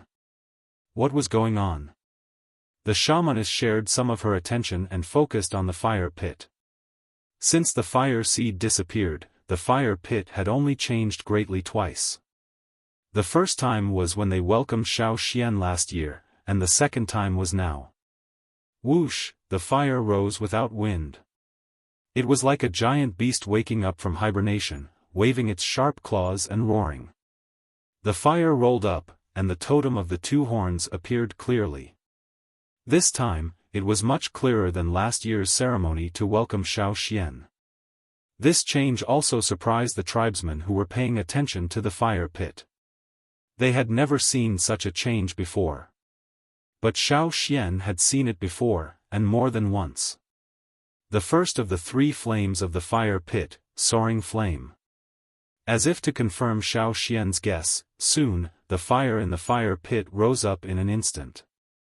At the same time, many flames flew out from the fire pit. The fire was fainter than the one in Xiaofan's memory. It was not so much a flame, but a reflection of the flame. Looking at the sparks in the fire pit and the flames flying out one after another, the tribesmen were stunned and didn't know what to do. "This is..." The shamaness looked at the scene in front of her and murmured. At this time, she had a guess. She suddenly turned her eyes to Xiaofan, wanting to get an answer from Xiaofan. "The second flame of the fire pit, soaring flame." Xiaofan whispered. "Synchronized." The fire pits on both sides were synchronized. Even across the sea, even though the situation on both sides was different, at this moment, at tonight's ceremony, the fire pits on both sides were synchronized. On the 4 bone ornaments worn by Xiaofan, the crimson beads emitted flames. Like last time, the eruption of flames wrapped around the surroundings and then formed a flame giant that rose from the ground. Because of the previous experience, everyone was a bit calmer this time. They were only shocked by the floating flames that looked like shadows. This was the first time in their lives that they had seen it. It was strange, but there was an inexplicable sense of intimacy in the bottom of their hearts. The tall flame giant slowly turned around and looked in one direction, which was also the direction Xiaofan was looking at before. At the same time, in another place far away, in the ferocious beast mountain forest.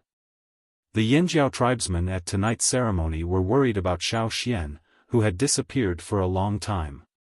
Since Xiaofan's disappearance in the desert, the shamaness had sent people to investigate. It took a lot of effort to find out that Xiaofan had been hunted down and jumped into the sea. He hadn't been seen since then. Because of this, the Yanjiao tribe had almost started a war in the desert. But later, everyone was called back by the shamaness. "Xian is still alive." The shamaness held the box containing the elder's bone ornaments and told everyone with certainty.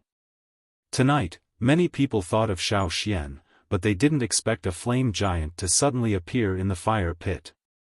If Xiaofan was here, the flame giant would have calmed them down. But now, Xiaofan wasn't here. The flame giant that appeared didn't have any other reaction because of the kneeling crowd. The huge figure formed by the flame slowly turned in one direction. The shamaness looked at the light emitted from the box containing the elder's bone ornaments and was so excited that her hands trembled, almost shaking the ornaments out of the box. He found them. Xian must have found them. The others didn't understand what the shamaness meant. They only knew that Xiaofan was still alive. That was enough. "When will he return?" the shamaness asked in a trembling voice. The others thought that she was talking about Xiaofan, but Chief Ao knew that she wasn't talking about just Xiaofan. After the sacrificial ceremony, no matter which branch they were from, their hearts were not at peace. The Yanjiao people in Fearsome Beast Forest were wondering when Xiaofan would return. The shamaness and Chief Ao were wondering if Xiaofan had really found the other Yanjiao people. On the other side of the sea, everyone was wondering what the flame giant was looking at and what the ancestor was trying to convey. Some people guessed the reason and couldn't sleep that night. Chief Sheng Luo sent a team with Xiaofan to the shore where Xiaofan had come ashore to see if there was a passage under the sea. But they returned in disappointment. Xiaofan didn't even see the passage that he had come from, let alone a safe passage.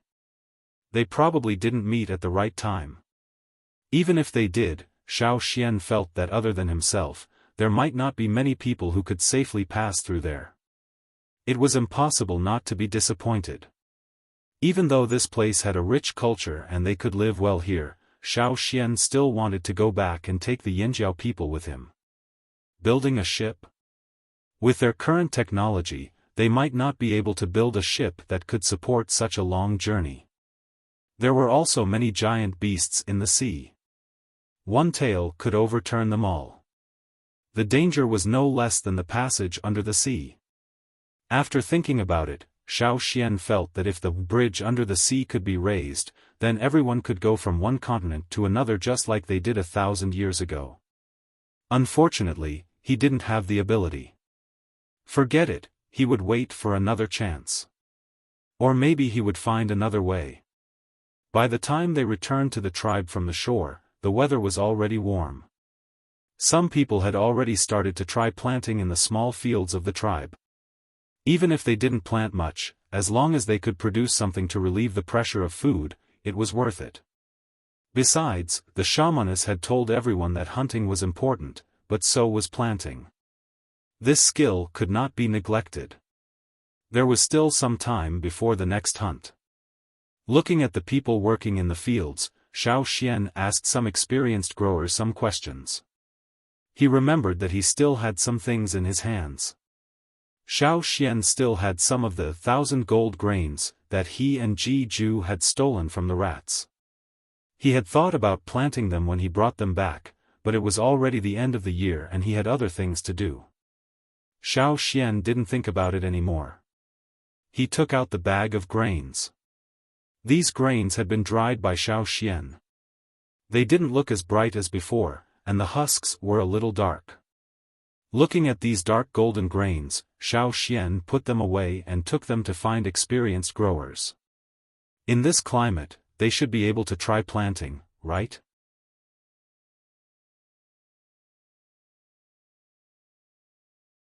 Chapter 400. The weather was getting warmer and the air was humid. But when the sun came out, the humid air was gone. Xiaoxian took the small bag of grains down the mountain and went to the tribe's farmland to discuss it with someone. A few days ago, he asked an elder in the tribe who was good at farming. He planned to bring the grains to the elder today and ask for his opinion and suggestions. Xiaoxian knew about farming.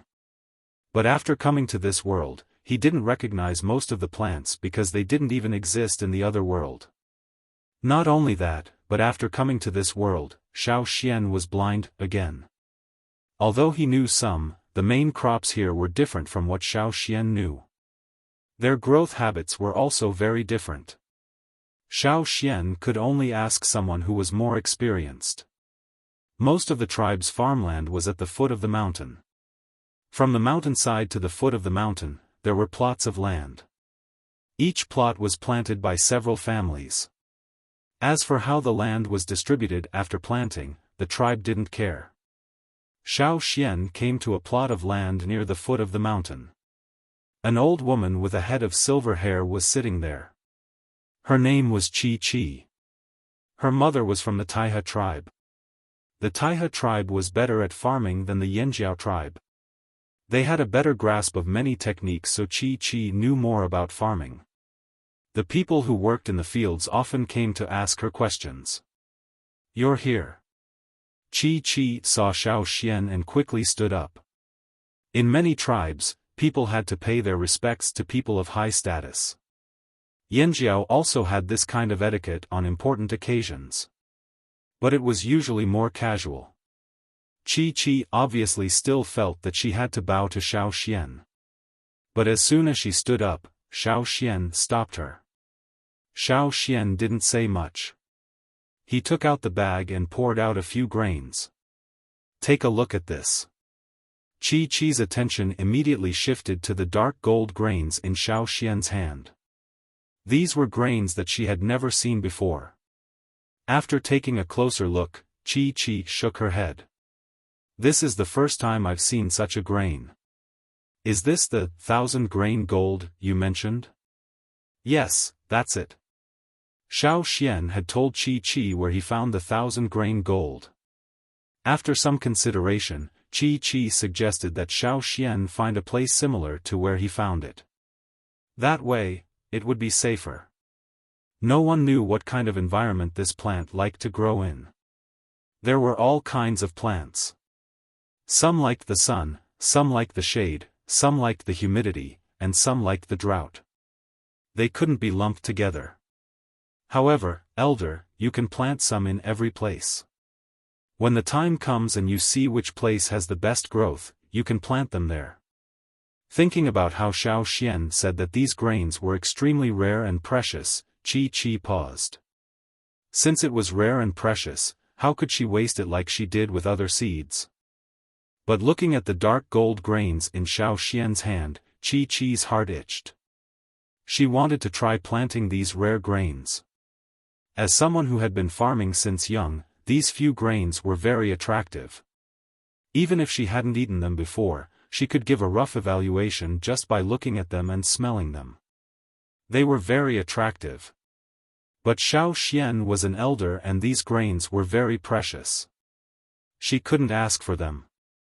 Sensing Qi's gaze, Xiaoxian thought about the 1,000 grains in his hand and counted 100 for her. If you have time, can you help me plant these? For someone as experienced as Qi, it would save Xiaoxian a lot of trouble. It was better than Xiaoxian messing around. Qi hurriedly promised, of course. Don't worry, elder, I will do my best. As she spoke, she took out a cloth bag and carefully took the 100 grains from Xiaoxian. She decided to discuss this with her fellow farmers first. They would carry out their plan after they came up with a plan. If she succeeded, she would definitely get more benefits from Xiaoxian. But to Qi, the most important thing was that she could try planting something so rare. This would give her a sense of achievement.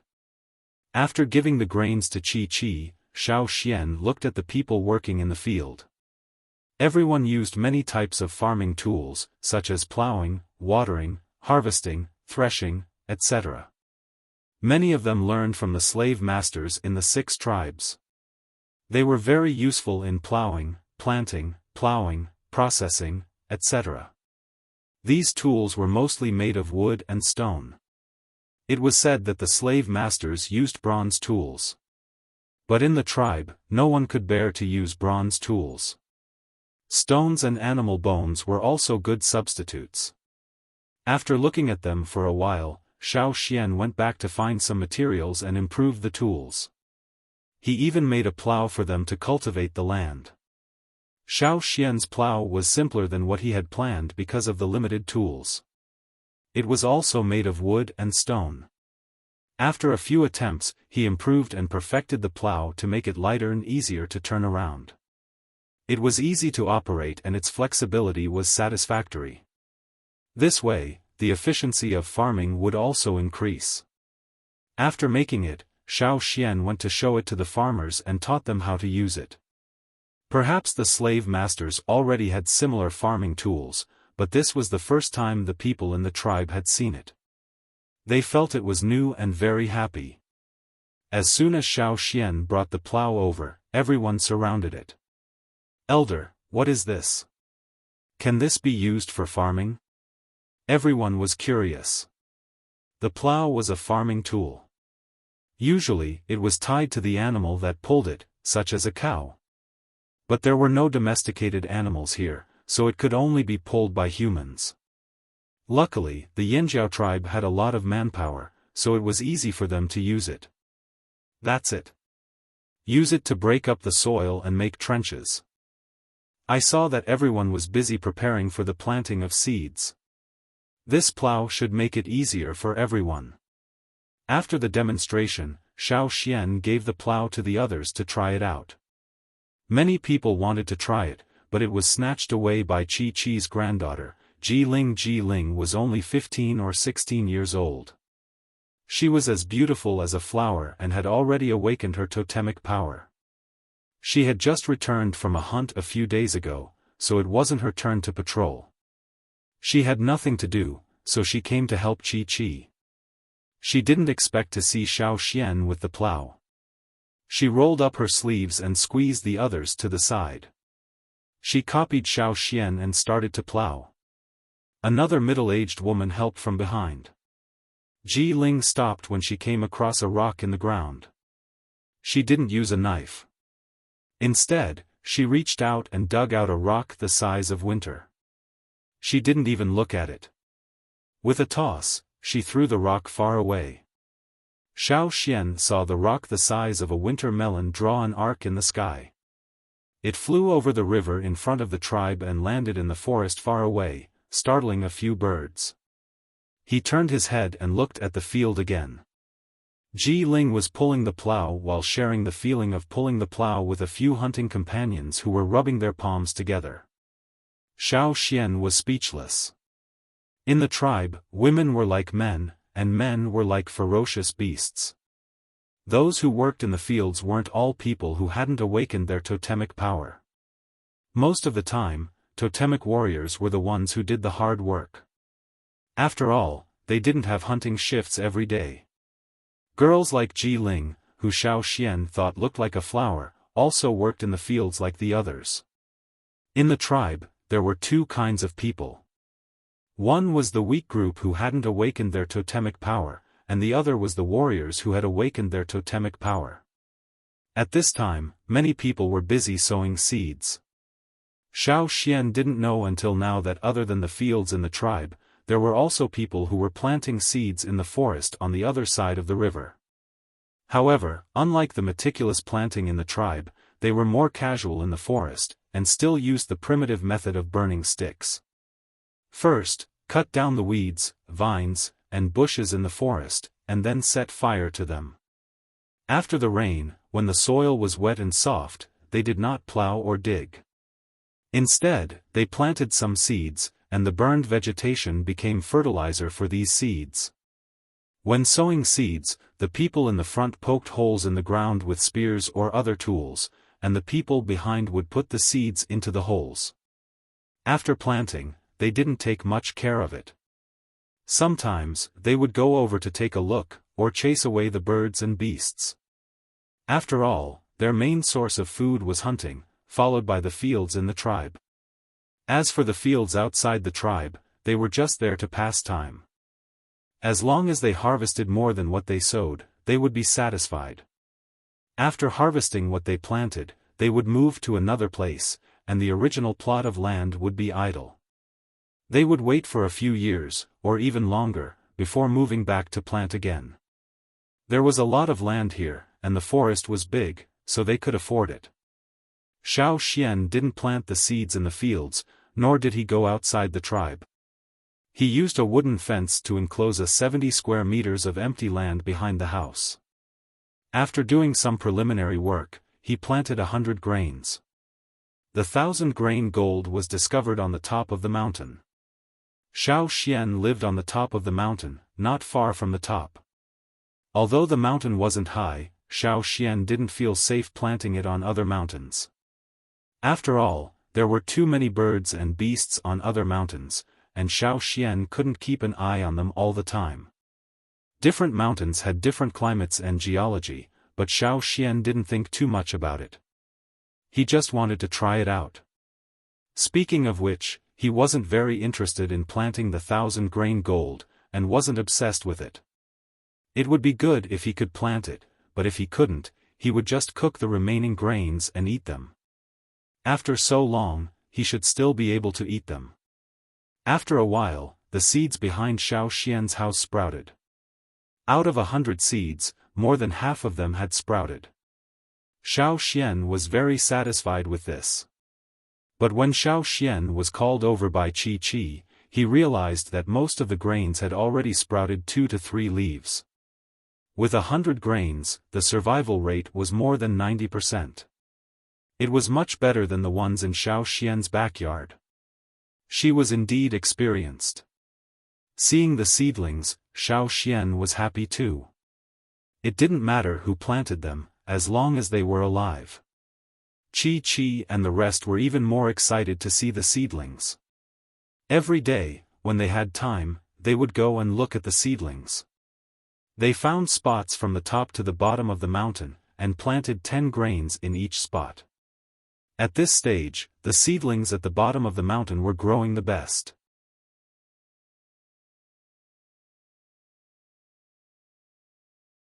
Chapter 401. On this day, Xiaofan came back from a hunt and heard that the Taiha tribe was there. Although there were occasional conflicts between the two tribes, there were still interactions between them. After the trade trip at the end of last year, the relationship between the two tribes improved. They hadn't quarreled since then, at least the leaders of the two tribes didn't quarrel. "Why are the Taiha people here?" Xiaofan asked the person beside him. "I heard it's about farming." "They're at the field." The person who spoke was obviously unhappy. The Taiha tribesmen were better at farming than the Flaming Horns. Everyone had to admit that the Taiha tribesmen could not only grow crops, but also herbs. Every year, many of the herbs they brought to trade were actually grown by themselves. The Taiha tribesmen had a much larger area of land. Unlike the Flaming Horns, the Taiha tribesmen placed a lot of importance on farming. As for why the Taiha tribesmen came to visit the Flaming Horn tribe's fields, it was because the Taiha tribesmen had a sense of superiority when it came to farming. Every time they came, they would act arrogantly as if they were teaching the Flaming Horn tribe. This was the reason why there were so many small-scale arguments. But from the tribe's point of view, the shamans were happy to see this kind of academic exchange. Although there were arguments, it was worth it if the Yanjiao people could learn more. Thinking about the 1,000-grain gold that Qi planted, Xiaofan put down his prey and walked towards the field. Xiaofan didn't ask Qi to keep the 1,000-grain gold a secret. Qi even asked Xiaofan if they should hide it if the Taiha people came. Xiaofan refused. It would be better if he could get some useful advice from the Taiha people. He didn't have to worry about the Taiha people playing dirty.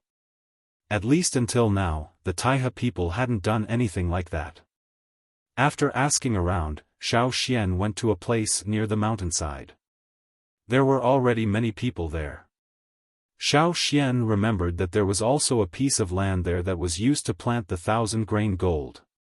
Qi was in a good mood today.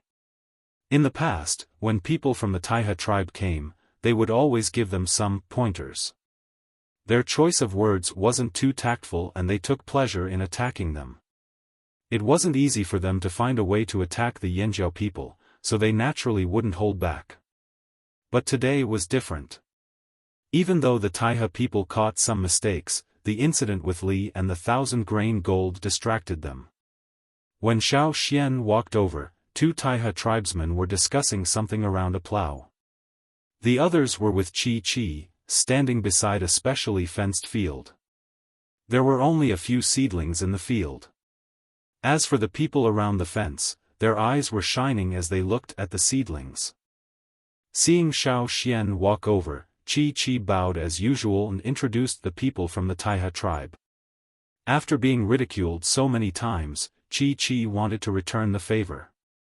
When she introduced them, her expression seemed to be saying, "Look at these bumpkins, they haven't even seen a plow before." After being ridiculed by Qi, the Taiha tribesmen's expressions froze. It was rare that they didn't retort back. Instead, they quickly put on a smile, as if they were close relatives. One of them coughed and walked forward. "Quan Bai from the Taiha tribe is here to make a deal with Elder Xiaofan." At the end of last year, they had already heard about the glowing crystals from their trading team. They had sent people to probe the Flaming Horns a few times, but the Flaming Horns kept their mouths shut. They couldn't find out anything useful at all. This time, the chief had the intention of letting them trade with the Flaming Horns. They wanted to exchange some glowing crystals for them to take a look. Originally, they thought that if Xiaofan wasn't here, they would look for someone else. The other Yanjiao tribesmen also had glowing crystals. They didn't expect to run into the Yanjiao hunting team today. "You want the water sunstone?" "Of course," Xiaofan said. "But what do you want in exchange?" "What does Elder Xiaofan want?" Quan Bai asked. Usually, in a trade between two tribes, bronze wares were rarely exchanged. Most of the time, animal hides or other items were used. Taiha tribe had more herbs. Quan Bai thought that Xiaofan would directly ask for precious herbs. But after thinking for a while, Xiaofan said, "How are the craftsmen of the Taiha tribe?" Quan Bai frowned. He didn't understand why Xiaoxian would suddenly ask this. Did he think that the craftsmen of the Yanjiao tribe weren't good enough and wanted to ask the craftsmen of the Taihe tribe to make bronze wares? In terms of craftsmen, the Taihe tribe was quite good. Thinking about this, Quan Bai said proudly, "The craftsmen of my tribe are naturally very skilled. Although they aren't as good as the masters of the 6 tribes, they are still better than." Quan Bai was about to say, better than Yanjiao, when he saw Xiaoxian look over.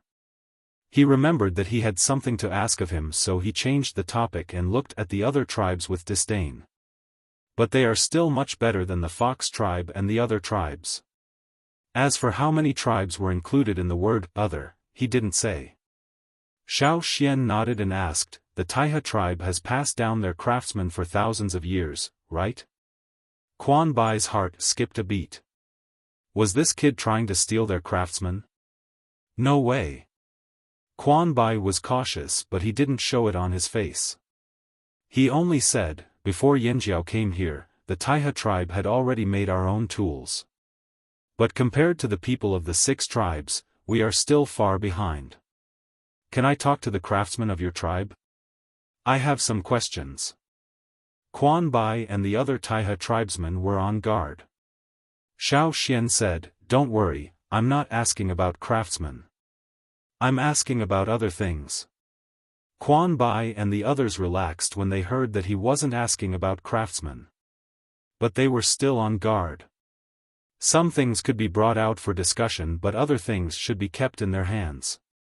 For example, they would never tell anyone about the cultivation methods of their tribe's precious herbs. Craftsmen were one of them. They could process it, but they wouldn't reveal anything about it. Seeing that Xiaoxian only wanted to talk to the craftsman, the matter of the glowing crystals was settled. They could go back and report to the chief. But Quan Bai and the others glanced at the few seedlings inside the fence. One of them poked Quan Bai's back, signaling for him to bring it up. Quan Bai thought for a moment and said to Xiaoxian, "Elder Xiaoxian, do you have any more 1,000-grain gold?" Xiaoxian glanced at them. "What? Do you want it? If you do, we would like to trade with Elder Xiaoxian." Quan Bai's eyes were filled with anticipation. Quan Bai had even pinched an inconspicuous part of the seedling when Chi wasn't paying attention. Then, he sniffed it and tasted it. His eyes widened, but he suppressed the desire in his heart and tried his best to calm down and negotiate. "Sure, I'll make a decision after I talk to your craftsmen," Xiaoxian said. He wanted to talk to them before making a decision. Quan Bai and the others panicked. Who knew how long this would take? If they missed the best time to plant the seeds, it would be a huge failure. They would be letting these people down. But Xiaoxian had made up his mind. He couldn't change it. They knew that Xiaoxian was forcing them to arrange an exchange with the craftsmen, but they had no choice but to follow. The Taihe tribesmen wanted to drag this out, but after a discussion, they arranged for an experienced craftsman to talk to Xiaoxian. Not only was this craftsman better than others in terms of skill, he also had to be smart. If he was a little stupid, he might accidentally let Xiaoxian use all his skills. Then it would be too late to cry. The craftsman had also done his best. He was extremely alert when he met with Xiaoxian. He was thinking about how to avoid the Flaming Horn Elder if he brought up the matter of forging. What he didn't expect was that Xiaoxian didn't ask about the craftsmanship but about the Xia people. Since it wasn't about forging, the craftsman relaxed and told him what he knew. As for the cloud pattern Xiaoxian mentioned, the craftsman didn't know much about it. Thinking of something, the craftsman said, "I remember that in the records left by my ancestors, there was something about the Xia people's cloud pattern." Xiaoxian was disappointed but perked up when he heard this. "Your ancestors studied the Xia people's cloud pattern?" The craftsman nodded. "It seems so. But after they passed away, no one paid attention to the Xia people's cloud pattern. In fact, the craftsmen of the Taihe tribe wanted to imitate the Xia people's products because they could sell for a high price. The Xia people's most typical cloud pattern was the complicated cloud pattern. But when it came to forging, they realized that the seemingly simple cloud pattern was extremely difficult to imitate. Just a little bit would result in a much worse product. Anyone with a discerning eye could tell that it was fake. The craftsmen studied for their entire lives but couldn't figure it out completely. But they did find some clues and wrote down their findings in the notes they left for their descendants. But the descendants of the Taiha tribe weren't interested in imitating other people's products. Gradually, they stopped paying attention to it and only glanced at the notes occasionally. To the Taiha people, the Xia people's cloud pattern belonged to other people and not their tribe, so it wasn't classified as a secret. These were items that could be traded. However, the notes couldn't be given out so easily. The craftsman promised to go back and sort out the notes and write a copy for Xiaofan. When Xiaofan saw the notes, he was overjoyed and gave him 3 glowing crystals. This was something that the Taiha tribe had already discussed. They even felt that they were getting a good deal. As for the 1,000-grain gold that Quan Bai and the others wanted, Xiaofan took out 50 of them and the Taiha people exchanged for it with herbs. Xiaofan asked Duo Kong to discuss the rest with them while Xiaofan took the notes back to study the cloud pattern.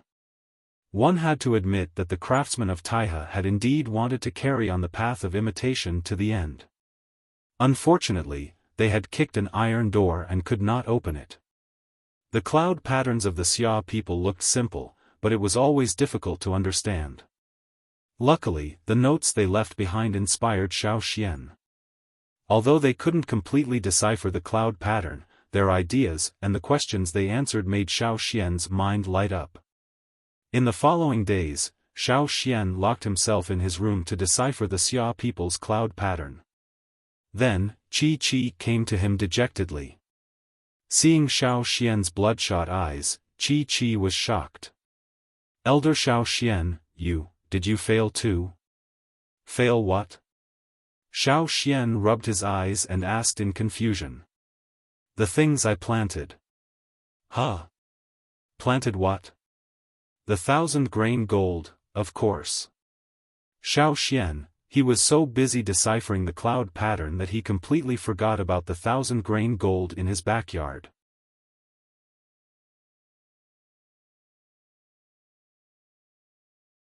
Chapter 402. Chi's words reminded Xiaofan of the precious 1,000-grain gold in his backyard. It was said that the more precious something was, the more fragile it was and had to be protected. Xiaofan sighed as he thought about the sprouts and the days he had been cooped up in his house. He no longer had any hope. When Chi saw Xiaofan's reaction, she realized this elder had probably forgotten about the 1,000-grain gold and did not care at all. If it had been anyone else, Chi would have started scolding and beating them up. However, this was the elder of the tribe, second only to the chief and the shaman. He was also the owner of the 1,000-grain gold. She did not dare to scold him, much less beat him up. No matter how furious she was, she could only take a deep breath and suppress her emotions.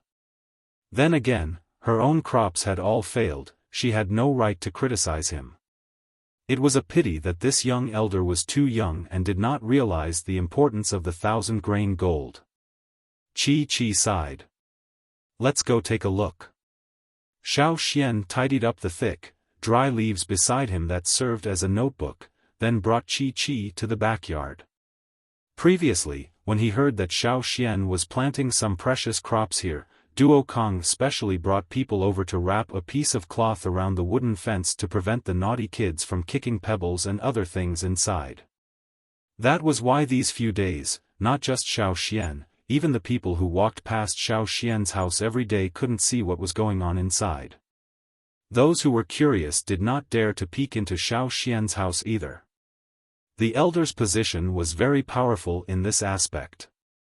He had lost all hope, but when Xiaofan opened the back door and looked into the yard, he realized that there were many green sprouts swaying in the wind. The last time Xiaofan looked, only half of them had sprouted, but this time, there were more than 80 sprouts. The last 30 sprouts had probably sprouted later, so Xiaoxian did not notice them last time. The sprouts were not very tall, only a little taller than Xiaoxian's ankles. Although they were growing slowly and did not look very energetic, they were still alive. This. Chi looked at the small yard and the sprouts on the ground. She was so shocked she did not know what to do. She quickly walked forward and looked at the ground. Because no one had watered or fertilized them, some parts had cracked. "Elder, how did you plant them?" Qi asked Xiaoxian. "I planted them like you did. You saw it the last time too. I watered them a little when they sprouted, but I did not use the fertilizer." Xiaoxian pointed at a vat in the corner. It was the fertilizer Qi had given him. Qi had told Xiaoxian to water the sprouts when they grew. But Xiaoxian had forgotten about it when he got busy. He had put all his attention on the cloud patterns and did not remember about the sprouts, fertilizer, and watering. Qi did not doubt Xiaoxian's words. She had occasionally gone up the mountain to talk to Xiaoxian about the 1,000-grain gold sprouts. But every time she came, Xiaoxian would close the door so she did not disturb him. This time, it was really urgent and she had to knock on the door. Looking at the sprouts, Qi's face was full of guilt. "Elder, I have disappointed you. What's wrong? Are there problems with the sprouts?" Xiaoxian asked. Qi's face was red and she felt even more guilty. She did not know what to say. It was not just problems. The sprouts that were growing well were starting to wilt. Qi brought Xiaoxian to a few fields. From the top of the mountain to the bottom of the mountain, the situation was similar. It was fine at the start and everyone was happy. But as they grew, they started to wilt. Qi told Xiaoxian about the sprouts' growth. Xiaoxian could not understand it either. Qi and the rest had taken good care of the sprouts. They should have been growing well when they first sprouted. How could they wilt? Could it be that they did not have enough nutrients? Qi and the rest had prepared the fertilizer and watched over the sprouts every day. When they heard Xiaoxian say that the area where they found the 1,000-grain gold was dry, they reduced the number of times they watered the sprouts. They only watered the sprouts according to the situation. Not acclimatized. They had sprouted leaves and were growing well at the start. But as they grew, they wilted and died one by one. Qi and the rest were heartbroken. The few elders did not sleep for a few days. They discussed and tried all sorts of methods but to no avail. Now, there were only about 20 sprouts left in the 10 plots of land. They were much taller than the ones in Xiaoxian's backyard. They were knee-high but they were wilting. They were even worse than the ones in Xiaoxian's backyard. Thinking about it, Xiaoxian couldn't come up with a reason. Then, "Elder, what should we do next?" Qi asked carefully. She was worried that Xiaoxian would scold them. When Xiaoxian gave them the seeds, they promised to do their best. But in the end, they failed to live up to Xiaoxian's expectations. Xiaoxian thought about the progress of deciphering the cloud patterns. He did not plan to stop halfway.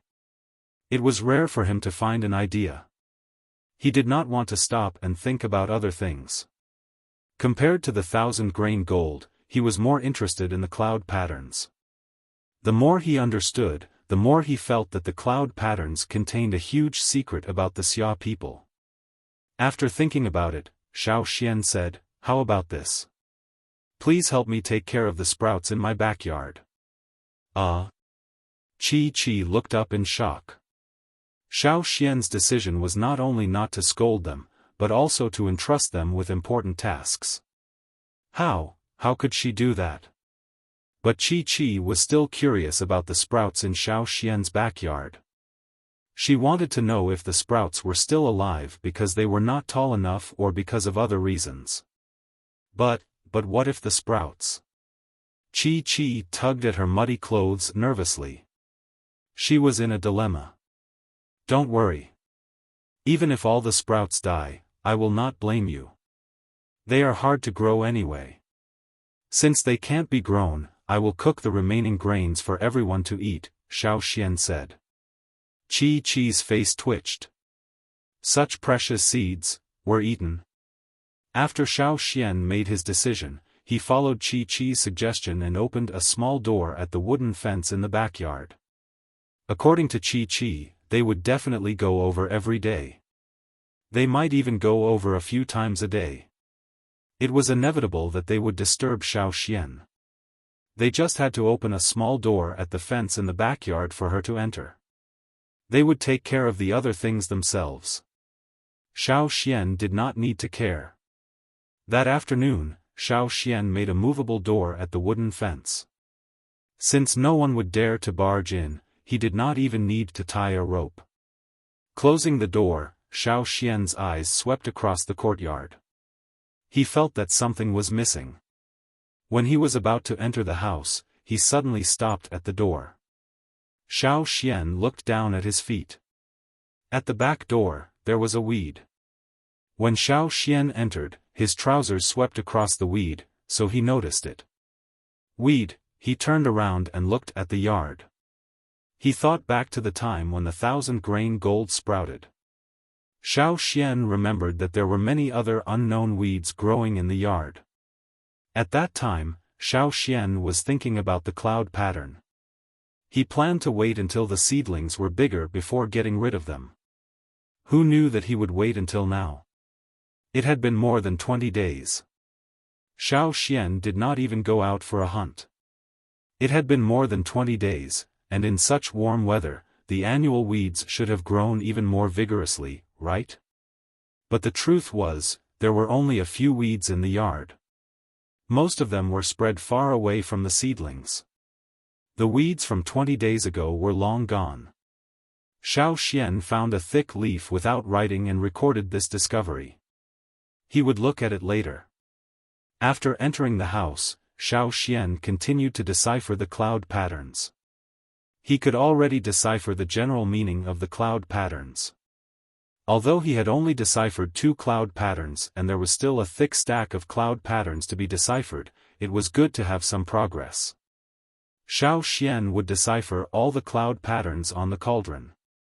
In the following days, other than going out to hunt, Xiaoxian spent most of his time deciphering the cloud patterns in the house.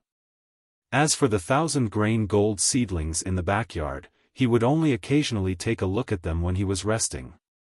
When he came back from his hunt, Xiaoxian asked about the situation of the Chi-Chi seedlings. In the 10 plots of land on the mountain, only 2,000-grain gold seedlings were still alive. They were the 2 slowest growing seedlings. They didn't look like they could last much longer. The 80 seedlings in Xiaoxian's backyard were also growing faster under the care of Chi-Chi and the rest. The seedlings in Xiaoxian's backyard were almost as tall as the seedlings they took care of before. However, when they reached this height, it was as if they couldn't cross the threshold. They changed their growth pattern and started to wither until all of them died. That was why Chi-Chi and the rest were worried as they watched the seedlings grow taller by the day. For the sake of the seedlings in Xiaoxian's backyard, Chi-Chi even invited some people to the Taihe tribe to exchange their experiences. They wanted to lower their status and learn something useful from the Taihe people. If they could take care of the seedlings, they would be able to answer to Xiaoxian. However, the situation in the Taihe tribe wasn't good either. They only lasted a little longer than them. Once the seedlings reached that stage, they withered. When Chi-Chi and the rest went over, the Taihe people wanted to go over to Yanjiao to take a look. Fertilizing the land, plowing the soil, improving the soil, everything was done. The seedlings were so healthy. Why did they wither in the blink of an eye? As expected of the precious 1,000-grain gold. They were so hard to take care of. Everyone was worried. Because of the Taihe people's meticulous care, the seedlings grew too quickly. Although they were planted later, they were still growing faster than the ones in Xiaoxian's yard. But once the seedlings reached that stage, they withered. There was no helping it. They heard that only the ones in Xiaoxian's backyard were left. Hence, the Taihe people went over to Yanjiao every day to take a look. Seeing that the seedlings were growing faster under the care of Yanjiao and Taihe people, and that they were about to reach that threshold, Qi and the rest were even more worried. They couldn't sleep at night. It was as if they had an anxiety disorder. Xiaoxian, on the other hand, had been deciphering the cloud patterns behind closed doors. He did not experience their fear at all. You're tuning into the Xiaofan's Wuxia Tales YouTube channel. Don't forget to subscribe and join us on this journey to catch the most captivating stories.